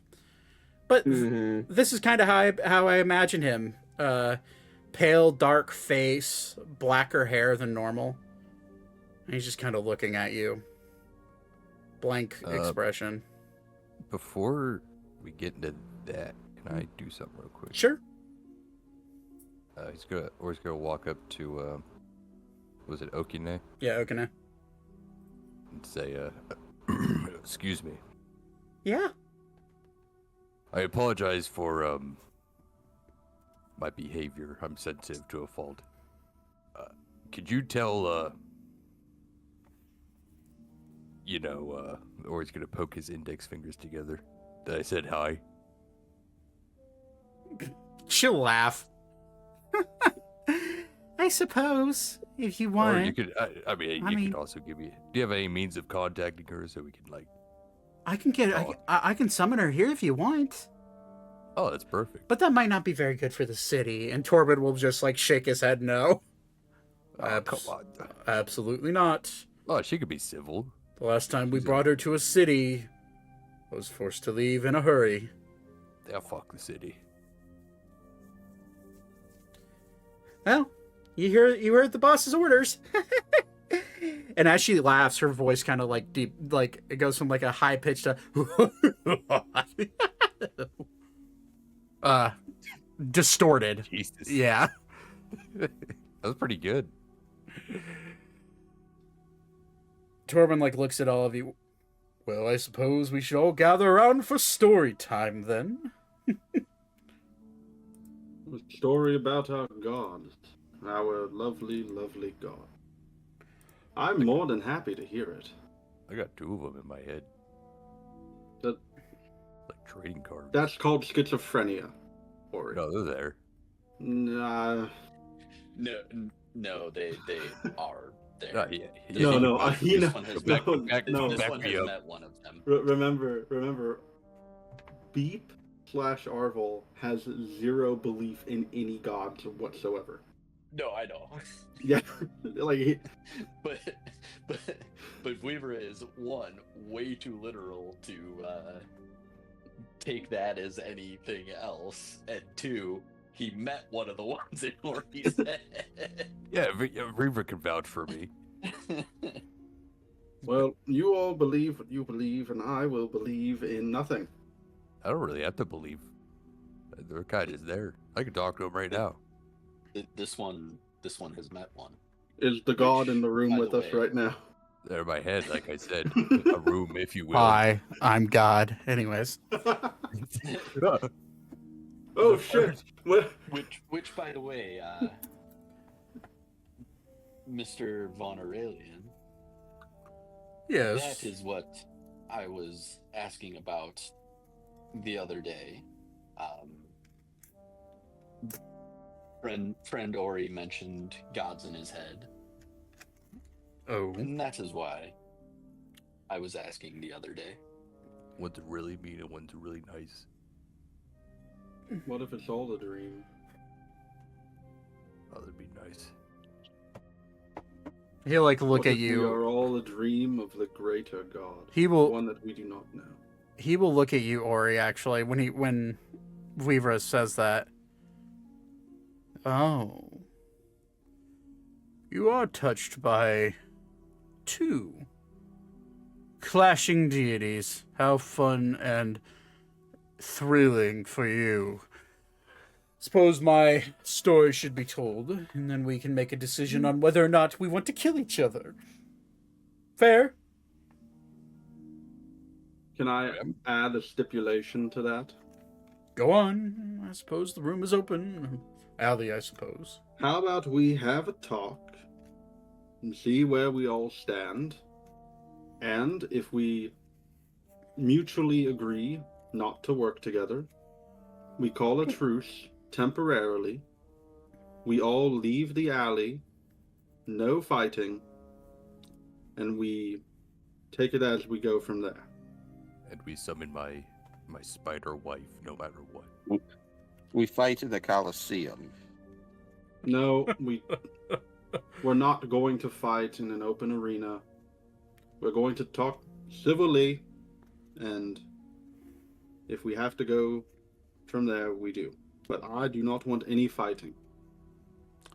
All of you Did are. anyone here marry anyone? That's important information. What? Captains of ships can marry people. Oh, okay. I might need We your have services two. later. They'll look over at Oh, Captain, my Captain. The field trip is done. You'll just see Torbin roll his eyes. We're gonna brush off some dust. Adventurers. Himself slick back his mane. Well, Anyway. Torbin, are we in agreement? sure. And he'll just smile at you. What about Spider Lady? Can I do insight to see if he's lying or not? Sure. I'll probably be bad at it, but I'll try. 18. I would like to as well, but I ran away from the computer to pour myself another drink, so I am I will working get. my way back. I will give you the moment to get back to your computer because that's fine. Run for it. Hey, hey Torbin. Yes. Can we is it really a big deal if the city, goes under? Oh my goodness gracious, Ori. Oh, I haven't seen her in months, man. Yes, and she probably doesn't remember you. That hurts me. No, poor Vipra, shit. Yeah, I don't As- know what to believe at this As point. far as you two are aware, he's telling the truth. He's okay with this. Okay. Well, Okay. Heath is going to very casually walk around the group and just kind of go over here. I will do a very undignified scramble down from the roof and then kind of actually I'll probably stay right where I'm at unless Zane or Elkas move, or Elka move for that matter. Ophelia will look at you, Elka. I can fly you down if you want to, my dear.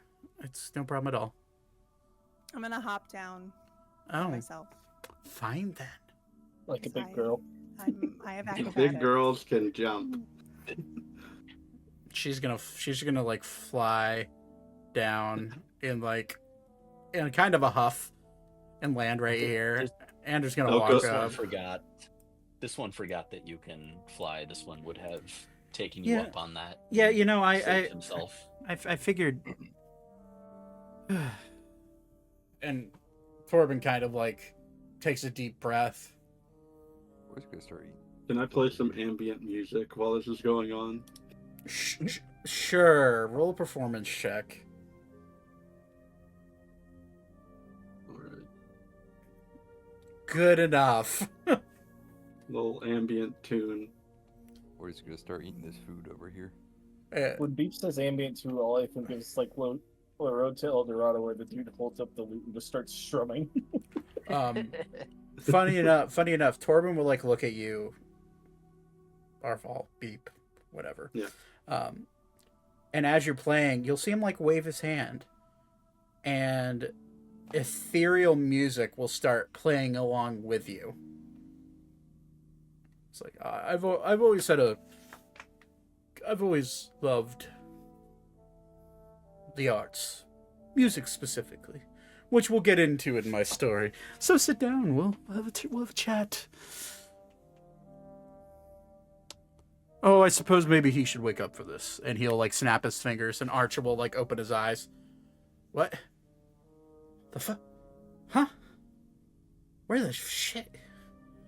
Now, Archer, we're all here. Not trying to kill each other, right? Right, everybody, right? We're For now. No, not just for now, for the foreseeable future. Archer will look around and see Elkas, see Ophelia, see you, Zane. Oh my God. Hi. And he'll go to wave, but his arms won't move. Just his head's moving. I'm sorry, you're still my bargaining chip, and he will like scoot you. He'll like scoot Archer to this like telepathically to the side. I'm just thinking Archer's like a chess piece moving across the board. Yeah.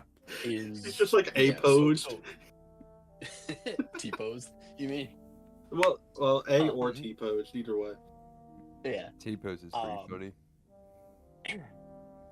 funny.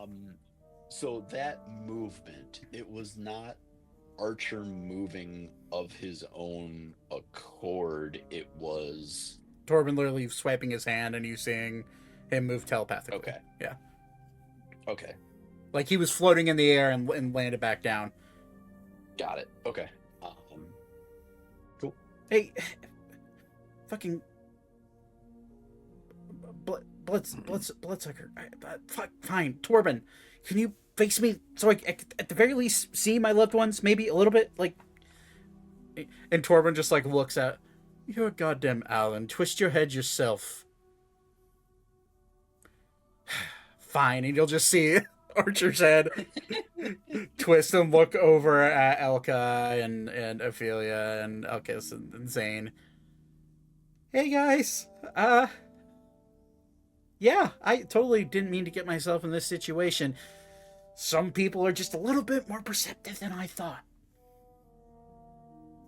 You can't see it under Zane's helmet being on, but he is pissed. Like, Ophelia, beyond belief. Yeah, Elka is actively am- mean mugging Torbin. Just I am keeping a close watch on the four of them, and basically my priority at this moment, and that may change at the drop of the hat, but my priority at this moment is keeping the peace. So, Beep right now is a true neutral. He does not give a fuck. Yeah.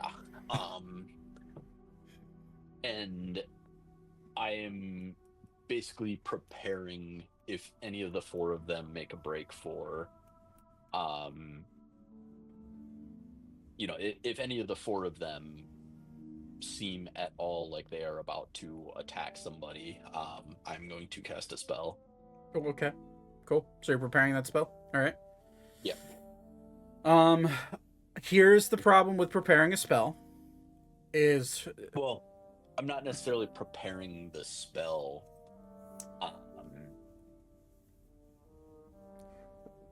Your Thinking about preparing the spell. your intention is to cast a spell. Here's the problem. If you want the spell to go off as a reaction, Yes. that you have to prepare it, and preparing it means you do all verbal, somatic, and material cost.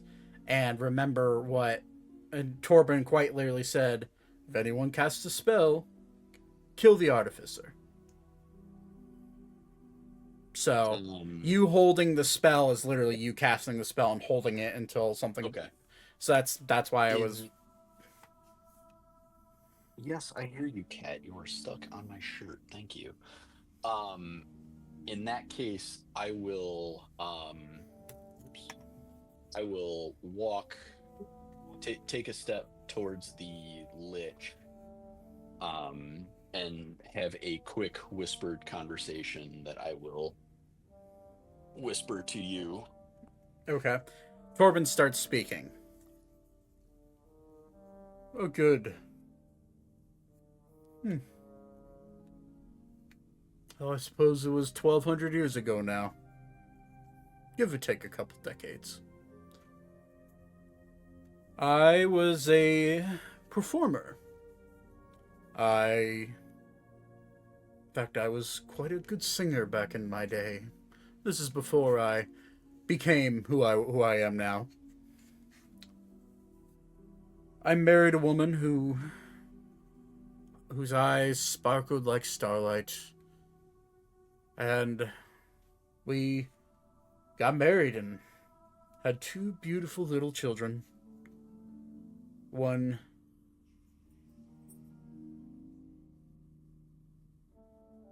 And again, that is whispered to the lich. maybe Ander might be able to pick it up, maybe Ophelia, but I would Both of them hope have that she really, doesn't. both of them have really high passive perception. That's fine. I'm more concerned with, I'm gonna try to kind of like use my body to screen the whisper Okay. from her. All right, you'll get a response here in a moment. Okay. I got married. We had 2 beautiful twin children, and we lived on my island. I built that castle. I came from, I would say, privileged birth, but nothing of nobility. My father was a inventor, and my mother was an opera singer who made quite a lot of money. And for the longest time, I worshipped Shanti, the matron of flowers, as my deity, and I worshipped her every day, went to church, went to do everything that a good religious person should do. And then I met a man. He offered me riches that I couldn't pass up. At this time, I had found out that my poor wife could no longer be a singer. She was diagnosed with an incurable disease that would eventually take her life. And I knew that I would have to do something to prevent her from dying. Because once you have a love so strong, and he'll look right at you, Thaddeus, losing it can take its toll and hurt you for the rest of your life. So, I went to that man.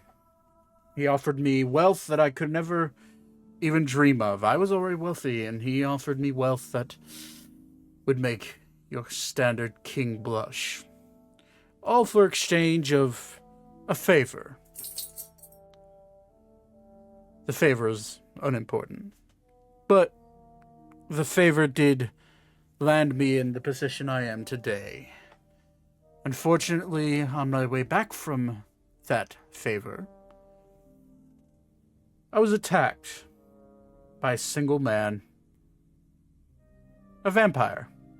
Creature that crawled at night. One that had no sense of self. But he bit me. Eventually, I didn't think anything of it. I made my way home, and I was skilled enough as a combatant to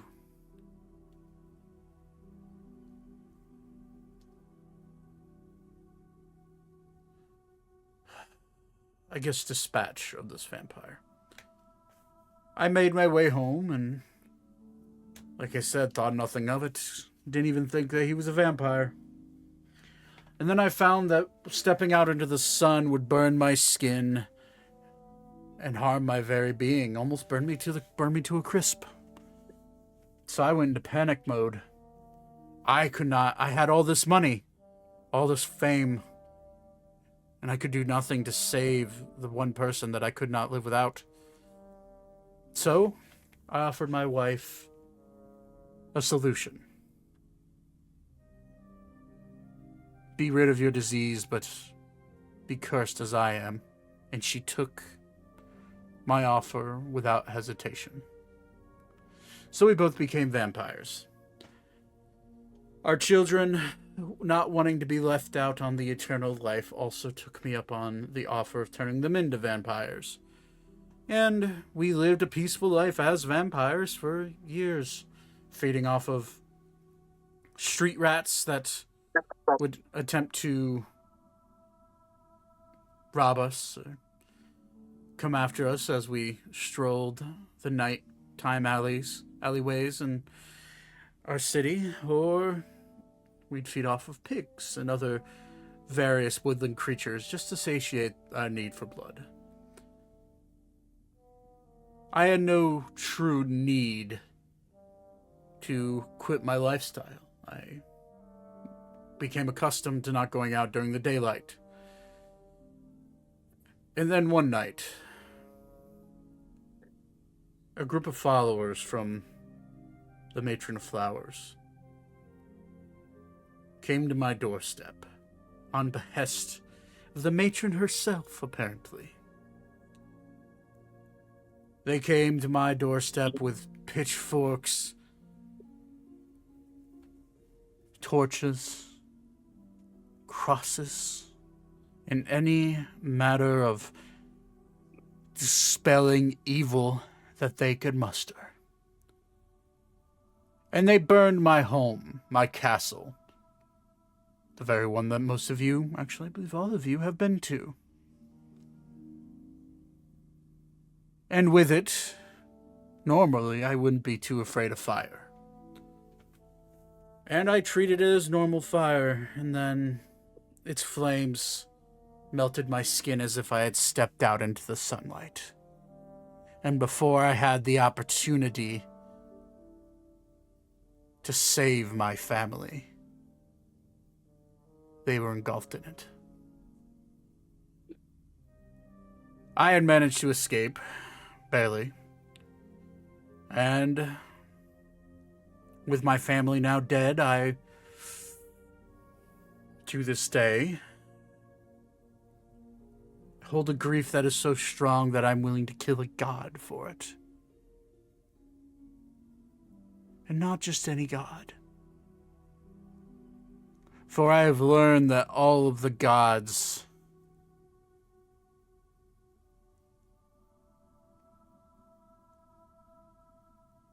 had a hand in destroying me.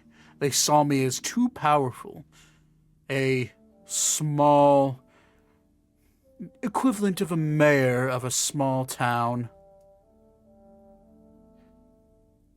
Just happens to be a vampire. And that went against everything that they stood for. Being undead, being eternal, because only the gods believe they are to be eternal.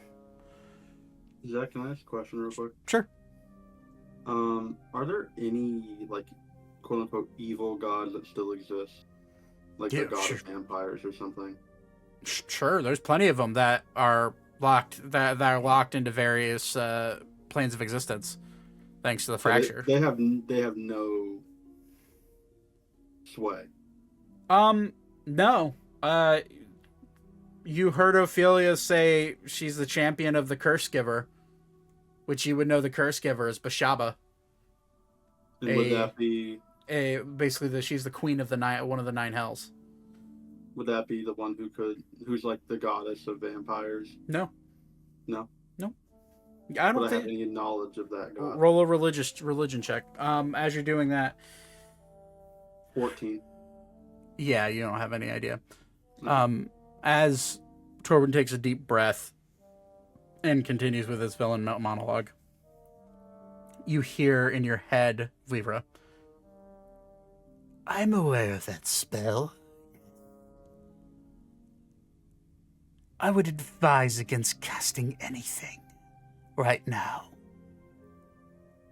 I may not do anything rash, but I can't control this little budding champion. Be warned. I'll nod, and that'll be the end of that. Ophelia will just kind of have her arms crossed. She'll like side eye you with an eyebrow raised. She heard it. She heard what you said. Torbin will continue. I learned through the decades, once my family had passed, and I'd rebuilt my castle in secret. Also, after I slaughtered every single person on my island. That the gods themselves, including Shanti, sent their followers to kill me and my family. So, my revenge that you ask about is not only against every god, including the ones that went against mortals. I intend to destroy them all. Every single one of them.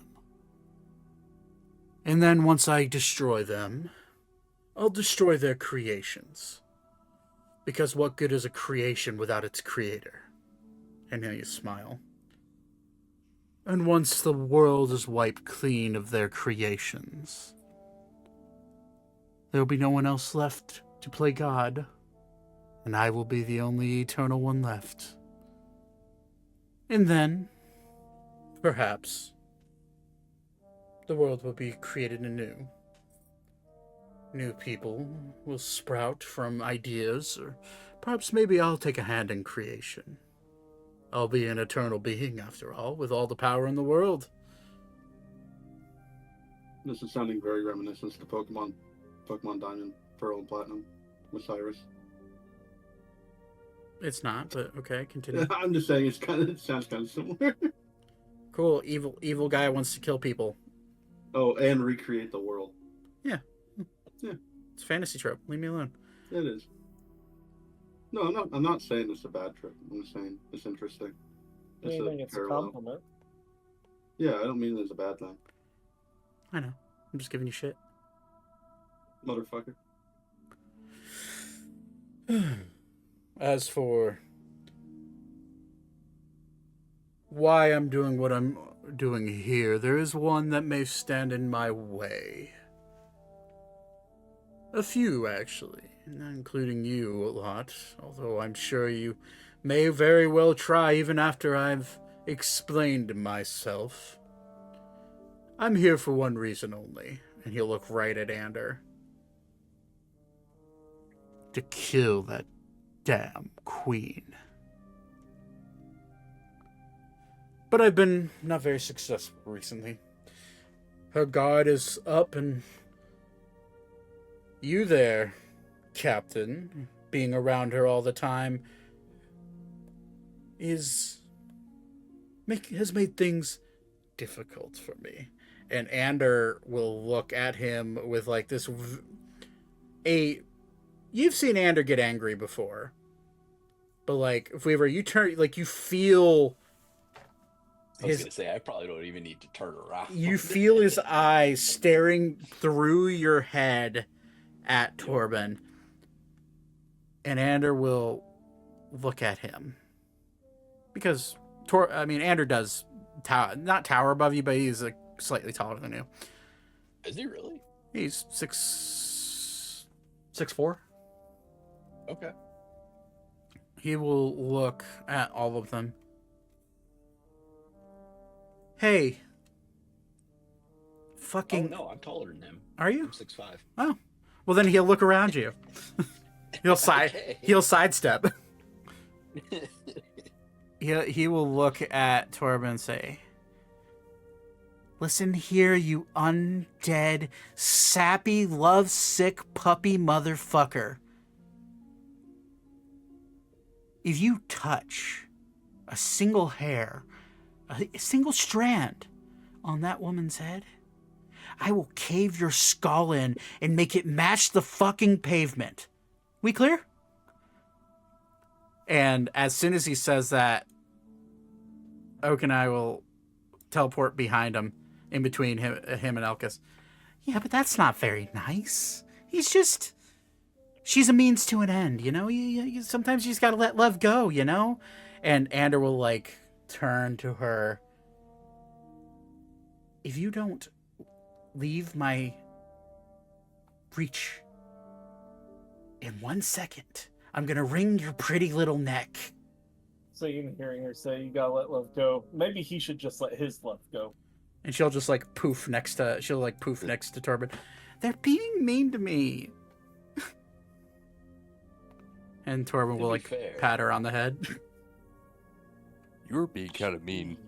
I mean, if you can't, take it, then maybe you shouldn't be mean. I'm not being mean. I'm just...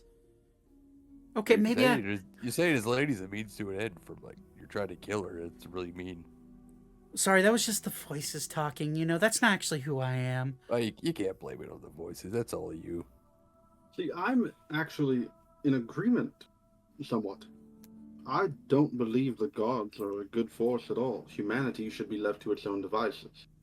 With a world without gods, eventually humanity will build itself up and be a truly united conglomerate. I don't think you need to destroy the entire world. Killing the gods is enough. Ori, roll a wisdom saving throw. You have advantage because of Hero's Feast.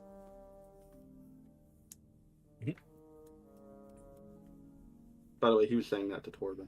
No, I know. I know. Yeah. What is my wisdom saving throw?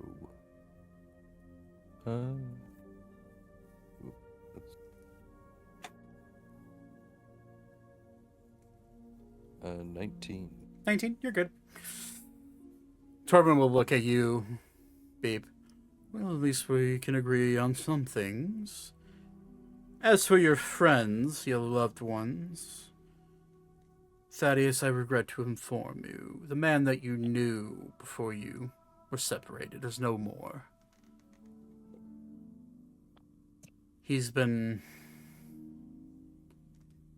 I've been forced to take action with him. You see... So let me understand this. Of course. Your desire for love gave you the right to destroy that same passion that others hold? Are you one sick fuck? Aren't we all? Actually, that thinking insight about check it- was Go against ahead. Torbin for is Noetic beyond saving, basically. Oh, that insight? Yeah. How do I... Let me do this. I'm trying to think of how... What'd you roll? 23? Yeah. Let me roll for him. Okay. Trying to think of how you would...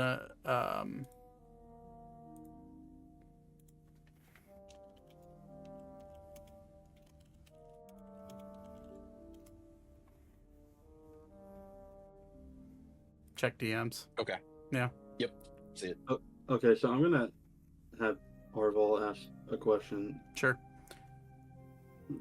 So, if I may, Torbin, you wish to get so much power that you can kill every single god. Yes. If you have that much power, why couldn't you just revive your loved ones? Unfortunately, they've been dead for far too long. Are their souls not lost in the aether? There is not a spell powerful enough short of a wish that could bring my family back. Then why not attempt to attain a wish? I have. And his eyes will flare a dark red many times. Every time. There are things beyond the world, beyond oblivion, beyond every single godly realm. There is a greater realm. No matter where they are, their souls still exist. You may have not found them with your current power, but I know that as long as you still think of them, as long as you still have that memory, they are not lost. They are very much revivable. I know they are. I have a question. Yeah, his head will More of just a slowly proposal. turn to you. Yes. What if we help you get your family back? He'll just smile at you. His eyes just still glowing a dark crimson red. I mean, have you...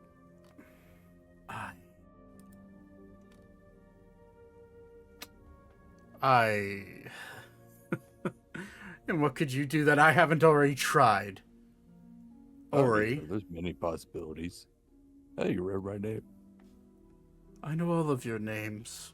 I know the names of every person I've either clashed proverbial swords with or talked to in any meaningful way. Have you tried talking to any of the gods about such things? I got two in my head I could talk to right now. You think the gods will help a being as myself? I know a really nice one. Maybe they... I mean, it doesn't hurt to try, right? They said that Shanti was the nice one. Why don't you just challenge them? Stand in the middle of the pit and challenge them. Have them come. And then beat them and show them your power. And then take your power and their power and bring your people back. You can see the destruction that you do. You are obviously such a powerful person. Request an audience with them. Request them. Call them names. Bring them to you. We shall stand on the sidelines. We can take bets. You'll see his face go from a calm, just composed person to his face will start to contort and into a just wicked looking frown, and he'll take a deep breath. I knew in my heart of hearts this would never work. I've tried many, many times. They never listen. In fact, they only... Well, you're weak. Weak? Perhaps I am. Admitting No. your weakness is the biggest strength you could have. Because as a group, we could be strong. But you have to admit your weakness before we can accept you. You'll never accept me. Perhaps. I mean, if you stop world domination and shit, we could, help you. Because I'm sure, like, bringing your family back is, probably make you a happier person. This one has no love for the gods. Don't shoot me with a Mind you. laser. I still haven't measured that. I'm trying to help you here. Hold on. I have a quick question. I have a really quick question. Sure. Would I know who the time god is? Like the god of time. Maybe. What'd you roll for religion? A 14? I mean, I feel like time is a pretty fucking important Right. thing. No, which is why I'm... Yeah. Give me 1 second. Because I actually don't know off the top of my head who the time god is. Kronos. And I do want to make us. Thaddeus He needs won't to let make. you pause the game. That's a big motherfucker right there. Cronin. Thaddeus wants to make a statement before we move forward, Go for it. and I may ask somebody to put a number between 1 and 100 in the chat. Before that, 69. I want to try something real quick. Okay. Well, I guess Beep's trying to learn something, but before Thaddeus. Yeah, give me one moment. I'm scrolling through my list of gods. Dude, I feel like Thaddeus. Can you not? about to, Can you like- control F for time? Time is but an illusion. What if you don't have a god of time and you just forgot? I don't actually. So he's. I know I don't actually have a god of time. He's a god. He controls a lot of things. Which one is it?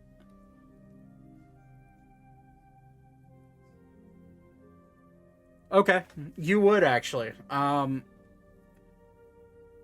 you would know that the god of time is, well, the god that is most related to time is a god known as Savras, Savras, otherwise known as the patron of fate. You know that he controls.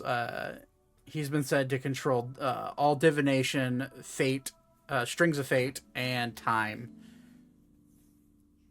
So I'm gonna have Beep speak up again and just say, what if, to check, you were able to fight one god in particular? I understand your issue with Ashanti. That can be dealt with. But one god in particular, Savras, if you were able to fight him and take his power, could you not go back in time and save your family? An idea. Wow. And you'll see he'll just kind of laugh. And you'll see him apparate a crystal ball in his hand. And on that crystal ball, you'll see the marking of Savras on it. He was the only one that was willing to even talk to me. And then he gave me this useless magical item. My phone down? We can still hear you, Todd. What? Yeah. So, What looking at makes the it item, useless? can I ascertain what it can do at all? You're gonna have to roll a either Arcana. Hello? Hi, we can hear you, Todd. The hell? Yep. Todd, can you hear us? I don't think you can hear us. Let me move. I'm gonna move him and move him back, and maybe he'll hear us then. Force the mute. Force the mute. Todd? I've got power in work meetings, and it's yeah. I abuse it so much. Yeah. Okay. I don't know what's going on. So you said Arcana or Arcana, history, or religion. And I'm just straight up asking. you I the have no question. fucking clue. I was gonna say. I'm if bad he at fails all of that- those. Yeah, I'm bad. Hey, what does that do? This, will it allows you to travel through time as a specter of sorts. So An an, observer. a vehicle of pain rather than something that can change fate. Exactly, and he provided this to me thinking, wouldn't it be funny if I tortured the poor soul that directly defies him and all of his friends and siblings? Well, I empathize with your pain, and I, frankly, am willing, if you would like, to attempt to go after a god. Savras. He'll start laughing, and as he his laughs start to bounce off of all of the buildings around you. You hear echoing and just like almost coming from different areas, and it's almost like he has multiple Torbins are just throughout this area, and they just start to get louder and louder and louder, and almost to the point where it's so unbearable. And it starts to close in on all of your brains. I don't think we're going to see eye to eye. I would like everyone to make an intelligence saving throw. He literally offers him a potential get out of, like, fix this fucking ship. And he's just like, Yeah. nah. You know what? I'd still want everyone to make an intelligence saving throw, but I will allow a persuasion check from Okay. Beep. I Okay. was kind of helping him out. Could he get advantage? Sure. 30. Roll with advantage. Oh shit. 29. So 30. What was the saving throw again? Intelligence. Intelligence saving throw. Still, So, Oh boy. echoes continue. He looks unfazed. Let's Damn, a 30 doesn't persuade him? What the fuck is his charisma? I have a very harsh reality to hit you with there, Mr. Bard. What is his charisma? He's also a bard. I know. I'm aware of that. You want to know what his charisma? is? You want to know what Yeah. his charisma is? Yeah. Hold on. 25? You're cute. I was gonna say it's got to be like up in the 30s.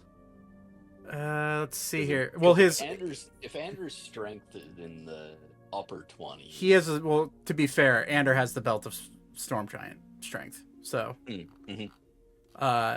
but here, let me grab Torbin's stat line because I don't have it open. I just knew he was going to cast a spell. Anybody Oh, who? okay, so-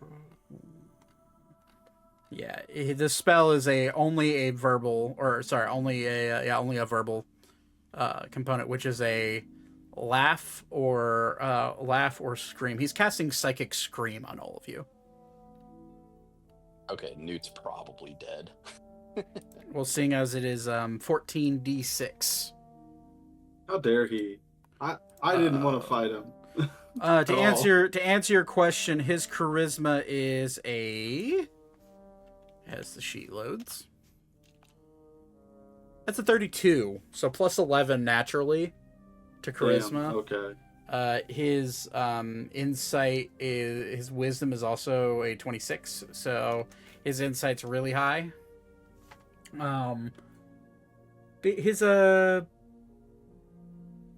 His persuasion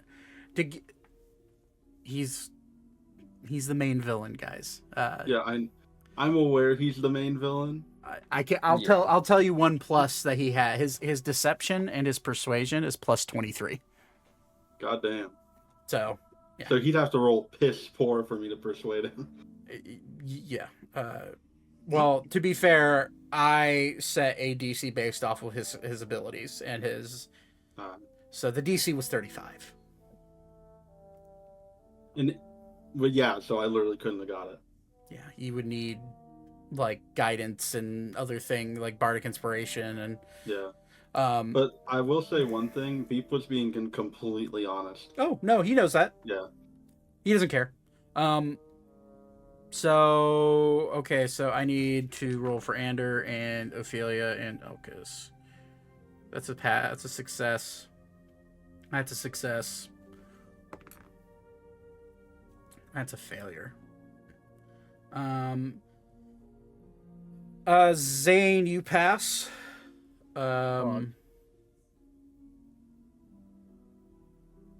Okay, I need to roll 16d6. Or sorry, 14d6. Zane, Ophelia, and Elkas all pass. The DC DC. spell save DC is 25. Oh boy. All right. By happenstance, you came across the BBEG early. Now time for consequences.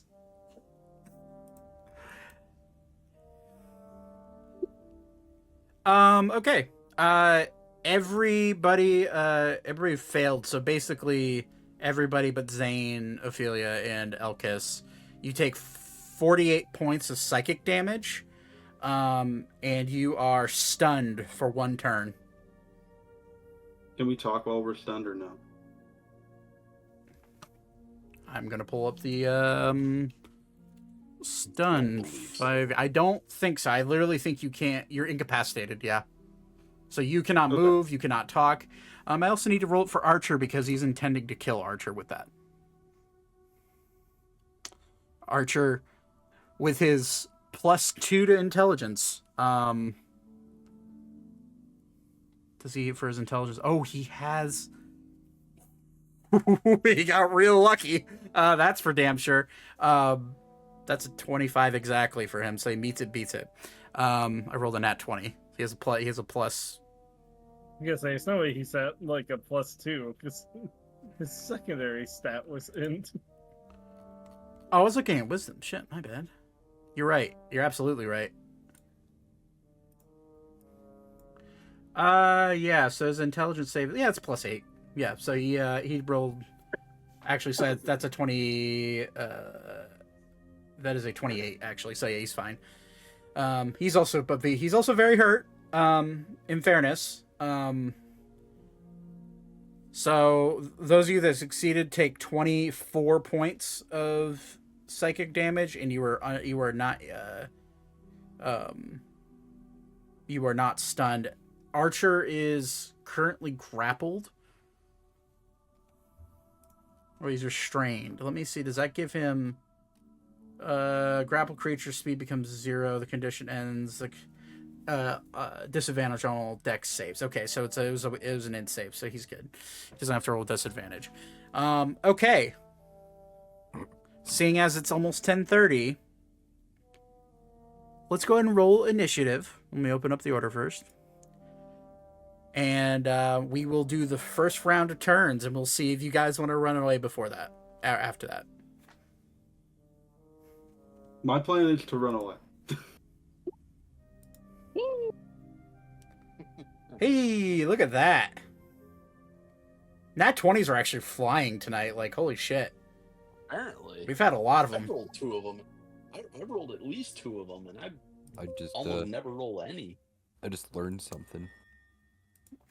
What's that? In Owlbear, so I was fidgeting with it a little bit, you can actually charge up the dice and roll it harder. Really? That's dope. Yeah. Ironically, your guys' which I realize I'm not streaming for you guys. That's my bad. Your guys, the battle music that I normally use is literally called Rescue Mission. So that's fun. And then the cavalry.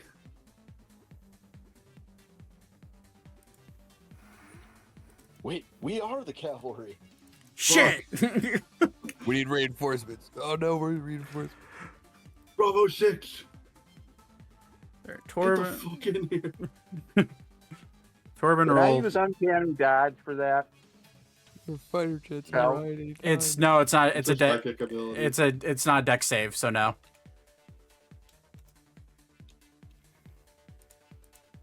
I mean, I've got psychic power that I'm trying to figure out. I know I've got something that. You're thinking of uncanny dodge. The only way it halves is if it's a deck save. Maybe you have something for your rogue subclass that allows you to. Maybe you have resistance to psychic damage somehow. I don't know. You'd have to look it up yourself. What am I doing? Oh, right. I'm just trying to change his name. This is Noetic. I do find it very funny though that like our entire party kind of slightly agreed to help him, and he just said Yeah. fuck no. I was like, It's like, hey, fuck the goblins. We'll fight them with you. And he's like, nah. Austin, above board, is Arval actually true neutral? Pretty much. Like, is that his actual alignment? Technically, I believe in here he shows as chaotic neutral, but Okay. I would probably rephrase and say he probably is true neutral. He was more chaotic neutral when he was fully beat. Now he's more true neutral. Now that he's like Arval. True neutral, so. Because honestly, Beep would be so down to throw hands with gods. You have no fucking idea.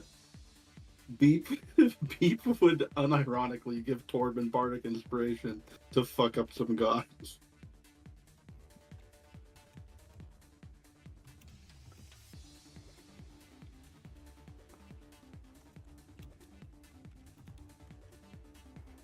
But Torbin's a real big doo-doo head. He sure is. And don't want to go fuck up some gods with the boys. Okay. We tried kindness. Now it's the punching way. Top of the turn, we got Okane. She's gonna be like, "Oh, we're doing this? Awesome!" And she'll I'm not on the initiative board. Yeah, you are. In my eyes, you are. Let me refresh. You rolled a 23, right? Yeah. It show your. Let me refresh. Did that work, or do you have to, or do I need to re-add you? I still don't see it. Okay, I'll re-add you. It's fine.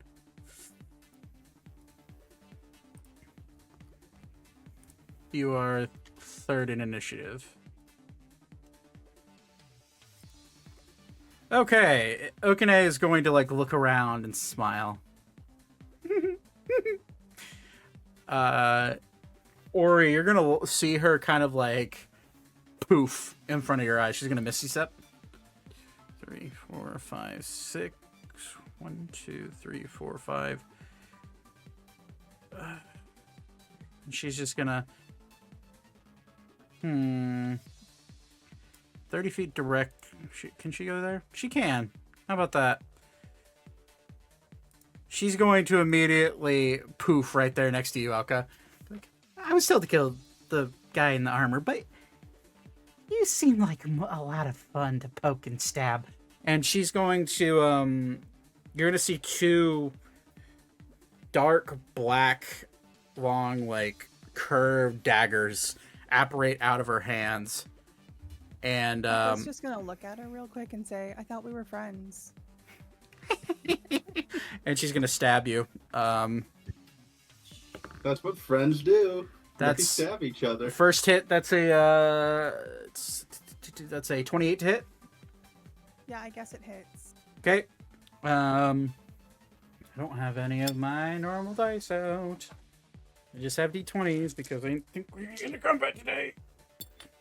You chose this, okay? No, I know. We didn't want to fight. Yeah. I had a DC and you failed. I'm sorry. Can I yell something out of turn? Sure. Talking is free.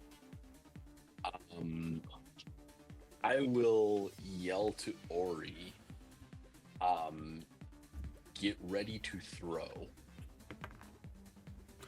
You take Thumbs up. So you take 14 points of piercing damage as she stabs into you with like these shadow like metallic daggers. You feel a poison start to go into your body, but then immediately you shirk it off because of the hero's feast.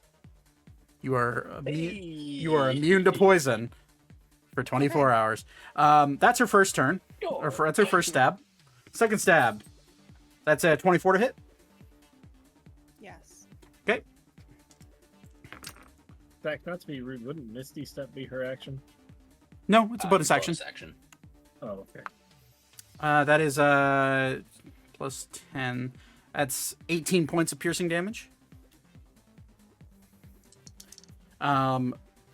She gets another stab. That's not great. 20. Nope. Okay. Misses. She'll save that for now. She'll look at you and be like, "It ain't personal, darling." And that's her turn. It's Torbin's turn now. Torbin's gonna look at you, Thaddeus, and smile. And he is going to go ahead and let me see here.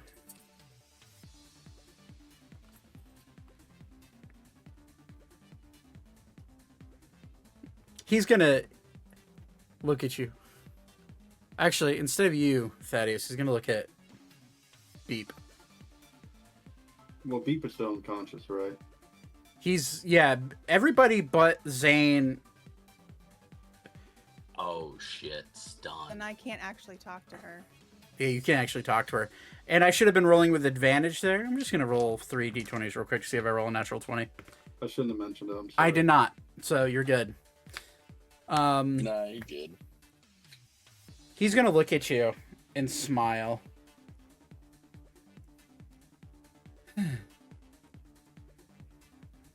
And he is going to cast. Damn it. That also breaks the stun. I guess that's fine. He's going to look at you and say, I think it's time to...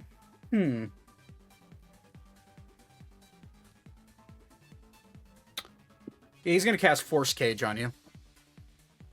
I was his biggest supporter, though.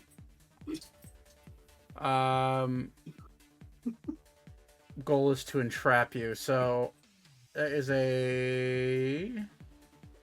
What save is that? Is that dex save? If it's a dex save, I'm stunned. It's a charisma saving throw. I believe when you're incapacitated. Now let me double check this. So you can't take actions or reactions. So just make a charisma saving throw. 28. 28. You're fine. He goes to cast Force Cage. You see this like these like yellowish glowing bars wrap around you and like go to like hold you down, and you in your incapacitated state you kind of And like I actually have an idea. I have an idea here. So as those are coming around me, Torbin and anyone else who's actually, not incapacitated is going to see a slowly burning hole come out through his eye patch. And the goal is just going to shoot out towards the bars and dissipate them. That's sick. I like it. Torbin will look at you like, really? And his bonus action, he's going to, as a bonus action, he's going to look over to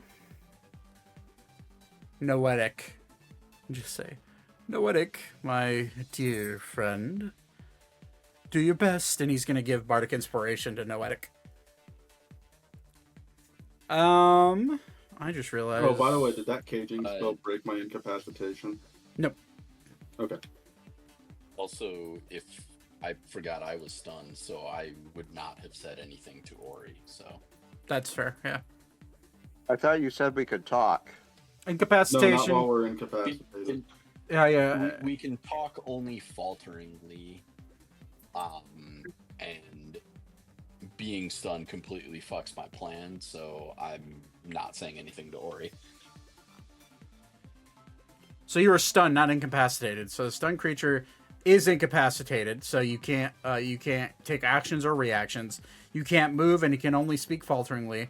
A creature automatically fails strength and dexterity saving throws, and attack rolls against the creature have advantage.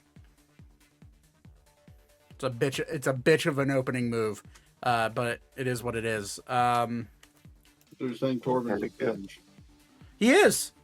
I'm willing to. Yeah, that's what I got out of that. I openly admit that Torbin is an asshole. Okay, like there's no doubt in my mind that he is. Okay. If only he had went along with Beep's plan. It would have been perfect. Just making sure I don't have extras. Roll. Somewhere out there's an alternate universe where that plan worked, and we teamed up to fight gods. Okay. That would be a fucking wild. Ori, change it's to the whole thing. yeah, Ori, it's your turn. Keep in mind the distance between you and him is considered rough terrain, given that there's shit in front of you. You're also stunned, so you can't take actions or reactions. You can take a bonus action. No, actions. No, you count as I don't think I can do anything. You literally can't do anything. Yeah. So yeah, I'll just chill. Archer's turn. He succeeded, so he's not stunned. However, he is still restrained. His movement speed is 0. He can take actions, though. His action is that he's going to attempt to roll a wisdom saving throw to break the bind, the telepathic bind that he has on himself.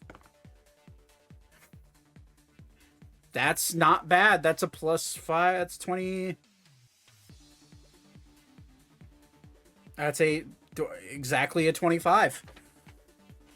So you see Archer let himself down out of the bindings, and Torbin looks at him like, shit. And it's that's his action. Bonus action, Archer's going to summon. Fuck away. No, Archer's going to bonus action recall. And you see 2 blades appear in his hands. Oh shit. And he's going to look at Torbin. Game on, bitch. And that will be his turn. He will not move. It is now Weaver's turn. You are stunned. I'm stunned. I cannot do anything. Newt survived, by the way. Did he really? God damn. He did. 65 HP. Shit, I forgot he had that much at this level. Next is Noetic's turn. He's going to blankly look at you, Thaddeus. And he is being enthralled to kill you. So he's going to walk up. And he's going to pull out his rapier and look at you. You're going to see a single tear just start to beat up in his left eye, and he's going to stab into you. You're still invisible, by the way. He's looking right at you. You are stunned, so he gets advantage on that's a natural 20. Okay. So first attack is a natural 20 with his rapier. It's +2, so that's 2 8 on the D8 dice. I'm so sorry. That's 16. No, you're not. No, I'm not. 16 times 2 is 32, plus 10 is 42 points of damage on the first strike. Second strike. That is that's plus 10. That's a 28 to hit. That's better. That's 7 plus 10. So that's 17 points of piercing damage on the second hit, and that is his turn. He will bonus action. He'll look kind of dead and look at what are his allies now, and he will look at the Lich and just kind of go do your best. And he will bardic inspire Sagos. It's now Elka's turn. You're stunned. You can't do anything. It is Sagos' turn. Well, I suppose I gotta kill ya. And he's gonna look at you, Vivra, since you're right in front of him. Yep.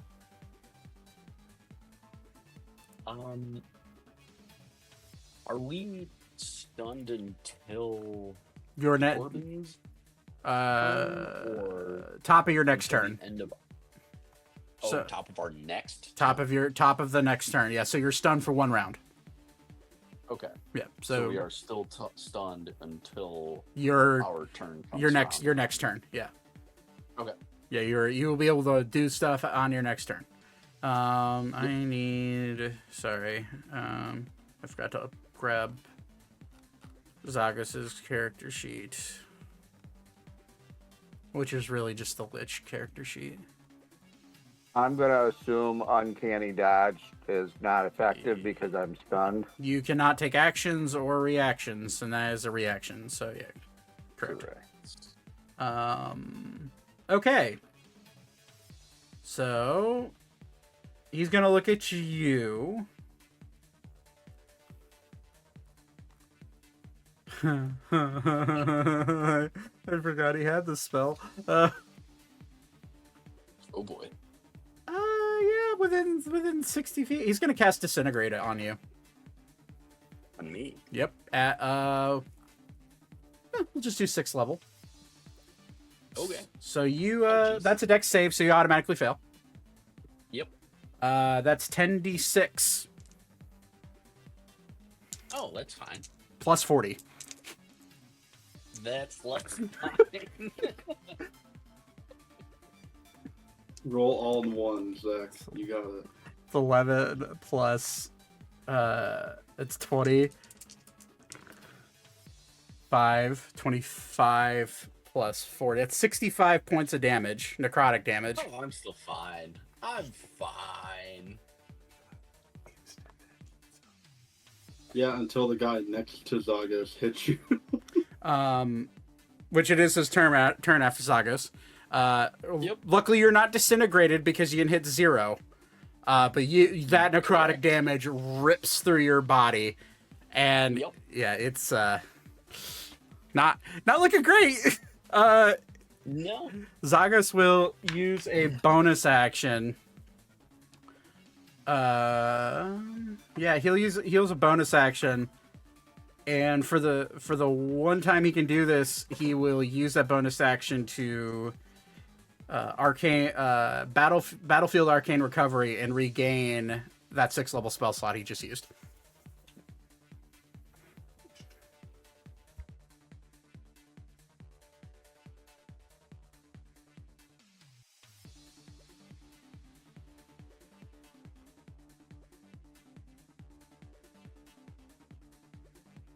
Sorry, my brother walked in.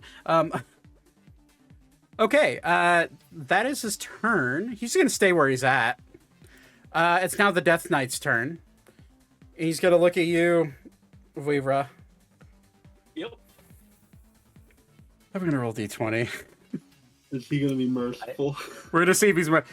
I'm going to ask you. He is a mind... For the record, Yes. like, you know what? I'm not gonna say this openly. I will whisper it to Zach on Discord as soon as I can find my damn Discord. And my nose just started bleeding. Oh, no. Oh joy. Nah, this feels like insult to injury.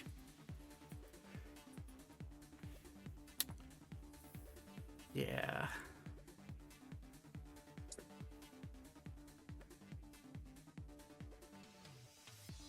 Check your Discord DMs real quick.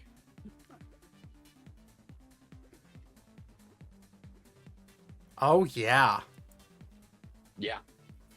Oh, shit. Yep. Well, that's fun. Yeah, the Death Knight's gonna take 2 great sword swings at you, which are done at advantage. That's a natural 1 for the first roll. Oh, that's a 3. That's a 1 and a 3. Oh boy. So you might look out. Oh my god. Let me grab. I didn't pull up the Death Knight's character Wait. sheet. After getting hit, did he not lose his stun? No. No. Oh. You're just, No, you're stunned until the top of the it's a I plus- didn't know if next like round. any hits on your Which is character would after break me. you out of That's a stun. 14 to hit from the first one. does not.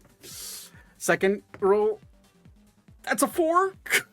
Second roll with a okay. That one hits. That's a 23 to hit. Yep. Okay. Yep. So that's a longsword attack. That's 1d10 plus 5 plus 48. That's a 1 on the damage die. So that's 6 points of slashing damage plus 48.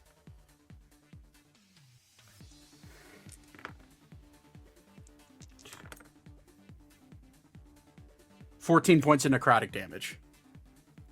I'm down. You all watch Vivra fall unconscious on the ground. Still, the sun does drop when you go unconscious. You were unconscious. And oh no, no. Provided the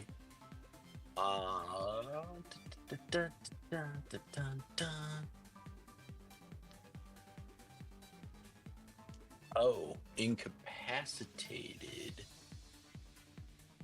is not unconscious. Nope. Oh no, I am incapacitated. You were incapacitated while you were unconscious. Yes. Correct. Okay. Um, So next turn, Newt can act as he likes. So Okay. and I've given Newt instructions. So based on kind of what happens before my next turn, Newt might do a couple of things. Okay. Death Knight has 3 longsword strikes. Okay, game on. So he rolls with advantage. He's going to hit you again while you're unconscious. Yep. That's a natural 1. And a 10 plus, that's 21. That hits. That's auto critting you. Two fails. You fail 2 death saving throws. Yep. While you're laying flat, can you remind me what you about what you typed me, so that way I think I know what you're on about, but can you just remind me, because brain ain't braining right now. I'm sorry. What part? What you DM me the whole. So yeah. Okay. Yeah. So for the record, above board and everything, I've been getting a little bored of Weavra. So I'm not like actively being suicidal, but if he happens to die, it is not like the end of the world. Oh, Just you wrote, I don't know if Weaver dies. Did you mean Oh, I no. don't care? Oh, That's why I was care, yeah. confused. I was like, what do you mean by this? I meant I don't care. Okay. I don't care. Okay. I spell care with a K, obviously. Yeah. All right. It is Thaddeus's. All right, that's Death Knight's turn. Thaddeus's turn. You're stunned still. Beep's turn. You're stunned. Zane, you are not stunned. Yeah, Beep is just playing Subway Surfers. He doesn't care. What does Zane want to do? You just If watch I was- Weaver fall flat. Would I be able to force his mouth open and dump a potion down it? You're taking action. Yeah, but you could do it. Done and done. We're gonna go that route, and let's see what we feed Weaver here. Reminder, because it is an action, he does get the full benefit of what the potion Yeah. is. I'll do a superior healing potion. That is, All right. Forcing Beaver to stay alive. Like I said, I know. I don't care, but Superior. So that's I'm not. We'll see. So We need the first in combat. I'm sorry. Yeah, no, all good. And All Weaver's good. my friend. If you want to, you could just have Vivra wander off, 50 go back to the desert. 56 points of healing, by the way. Alrighty. Actually, that would be First interesting spirit. if, like, he just left the party. But Yeah. The part of the issue is that's not who he is. No, Like, he as a can't. character. He cares too much. That's fair. He along for the long haul. Yep. Okay. So it is Elkas, which I rolled for him, but I didn't add his fucking initiative. He rolled like shit for initiative. So I guess that works out. He rolled 6, and Ophelia also rolled like shit. So I guess that works out. I forgot to add him. My bad. She rolled worse. She rolled a 4. Natural 1 plus 3 to initiative is Ophelia. Not very fast. Yep. Okay, so it's Elkas's turn. Elkas is well, that's your action. You have a bonus action if you want it, Zane. Nope, that's all I got. Did Ander make it onto the initiative tracker? It doesn't look Yeah, I like don't it. see him in there. either. He's stunned. I just honestly forgot to add him. Which I write down his thing. He is would be 21. So I'll go ahead and do descending order, and then go. Boop, boop, boop, boop, boop, boop, boop, boop, boop, boop, boop, boop, boop, boop, boop. All right. Okay, it's Elkas' turn. Elkas is going to realize the peril that Weaver's in and the peril that his niece is in. And he is going to... At 5th level, he's going to cast Scorching Ray. His favorite spell.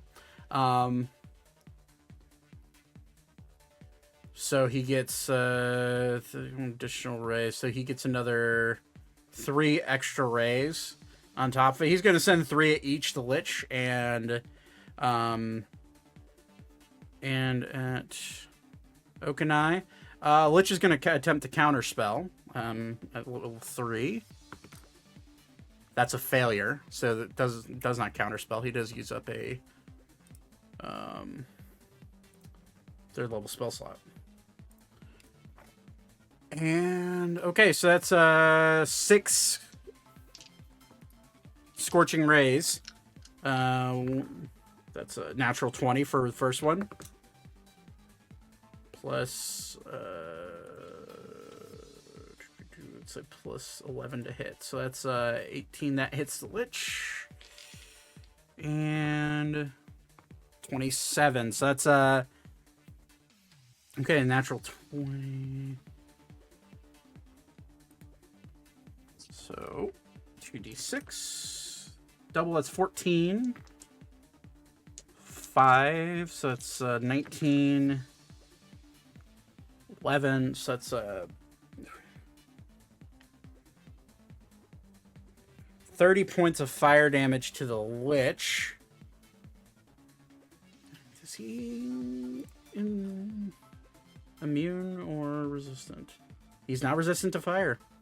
Okay, so he takes 30 points of fire damage. He's gonna throw a 3 at Okine as well. That's a natural 20, 24, and a 19. Does 19 hit Okine? 19 just barely hits her. Yeah, so that's 3 hits as well.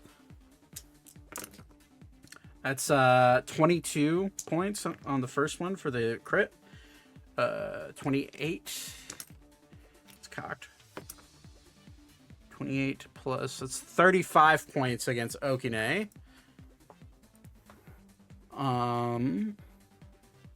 She's resistant to fire, so that will be halved.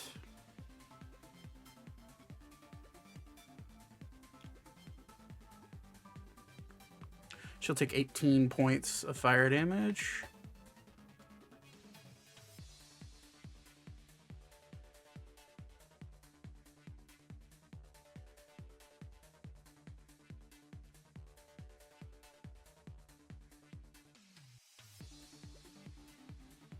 Okay, that is Elkas' turn. Ophelia, not stunned either,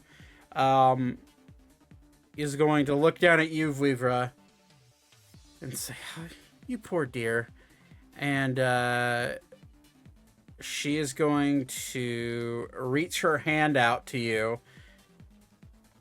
and grab your hand and cast Cure Wounds on you at... We'll go 3rd level, so that's really good rolls. Holy shit. 13 plus 17 plus 25 more points of healing to you, Weaver. Yeehaw. I am exactly where I was. Yeah. After the psychic scream. So she's going to use some sorcery points to quicken a spell on that Cure Wounds, and then she's going to use her bonus action, or I guess, sorry, this would be her actual action to cast she'll reach over and just smack the shit out of Okine and cast Toll the Dead on her. So that's a saving throw for Okine. That is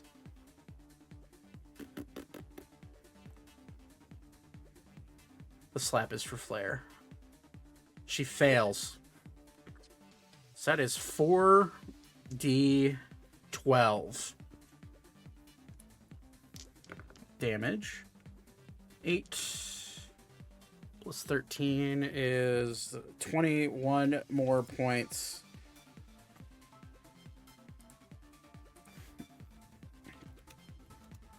Is that necrotic damage? Yes. Okay, so she takes half. So 21, that's 11 points. So it's 2, 16. That is Ophelia's turn. Okay, will be like, look at her and say, "You bitch," and you'll see Okine's back kind of like snap a little bit, crack. Her neck's gonna like crack and like look at all of you, and she's gonna go into her form of dread. And you're gonna see her eyes roll into the back of her head. Dark black like ichor / blood starts to come down out of her eyes. Her hair becomes more ragged. She kind of like bends over backwards like the Grudge girl. And she'll look right at you, Elka, as she bends over backwards. I'm gonna kill you. And that's where we will end tonight's session, because that's one full turn. Oh. Yeah, So before TPK. we I was gonna say, before we bounce, I do want to say, for clarity's sake, I am not gonna have Weaver leave. I'm playing Weaver out. Like, he I get ain't it. going anywhere. Yeah. It is I'm more of told Zach, like, hey, I don't need the safety on, if you will. Mm-hmm. No sense in sending, somebody else after, or sending the Death Knight after somebody else. If when there's like a clear target right next to him. Juicy target, yeah. Yeah. So yeah. Well, Ander and Zane were close enough that I was like, well, would he? And then I'm like, wait, he's a thoughtless undead creature. He's gonna kill the thing in front of him. I know what my next turn's already gonna be, and it's gonna be so fucking funny. Good. Yeah, sorry you guys all got stunned, but that was the Yeah, that's the opener. I was actually mentally thinking I should try to polymorph Torbin, but it's not gonna fucking work because it's a charisma save. Yeah, it's yeah. Hey Zach, you'll know what I'm gonna do. Here's my next move. I'm going there, and then there, and I'm gonna punch both of them. Okay. And then I'm gonna use my boots to go right back here. There you go. I think the play should be to get us the fuck out of there. That's just me. Yeah, Archer literally rolling like he needed to roll a 25. His plus in wisdom is +7, so he needed to roll an 18 or higher to break out of the restraint he was in. So, yeah. So that's lucky as fuck. Archer can move, and I can tell that he can move. Yes. I will say above. Okay. I will say above board, he looks incredibly exhausted. Fair. So use that. Think about that however you like. Exhaustion is a very real thing. Hypothetically, how far could Ori chuck a friendly person? Ori alone. A willing creature. 20 feet is, so it's throwing distance at a successful save is twice your height. So, or Okay. given that Ander and Ori were doing it together, I just doubled twice the height thing for the 40 feet. Yeah. Yeah. Fair. So, all right. Well, that was fun. We'll be back next week. I'm home. I will not be home the 17th Sunday, but I will. That'll be the one deer camp break I take. But other than that, on to full-blown combat or running away, whichever one you guys feel like doing next week. Please run away. We're not running this fight. Well, here's the only We problem with got running it. away. Here's the only problem with running away. Look where half our party is, right? Yep. Is there Yep. any ability to teleport our friendly 3? There's ways. There's definitely ways. You have two incredibly powerful mages on your side, Shit, fuck. and you have an arcane trickster who is rearing and ready to fight. So you may have to convince him. But Wait, is there any water nearby? yeah, no, we're in the city. We're in the city of water. You guys are near. It would be to the Okay, south. There's a channel. Yeah. Above board plan, Vivra. Yeah, you guys. you Yeah, it's fine. make- Plan. Go ahead. Make water. I'll do cone of cold. We run. Ice wall. We'll be like Yeah. fucking May from Overwatch. There we go. All right. I Well- mean, I have thoughts. I have backup thoughts. And I have backup thoughts. Yeah. I'll be right back. Torbin's such a bitch. He is. I'll be right back. All right, everyone. Thank you for watching. I appreciate it. That was, yeah. We'll see how it goes. This was a I don't know how this is going to go situation. A TPK, if we were TPK is very in the cards. Let's just put it that way. I mean, yeah, if we were almost got. Elka could have gotten God as well. I'm going to be honest with you, but we'll save that for next week. Everyone have a wonderful night. Thank you for watching, and again, I'm going to remind everybody, given that we have gotten a bit of a influx of people who enjoy watching us over on the YouTube side. Please do subscribe over there. It's free. It means a lot to me, given that we've been doing this now for 2 years, and our viewership growth has been great, but our actual subscriber and follower growth has not. Our listener growth has been off the fucking charts over on like Spotify for the podcast. So I'm always grateful for that. If you could follow us on Twitch and subscribe to us on YouTube, it'll take just a second. But yeah, until then, I appreciate every single one of you. We will go ahead and end it for tonight, and I will see you again next week. Anyways, love every single one of you. Peace out. Bye.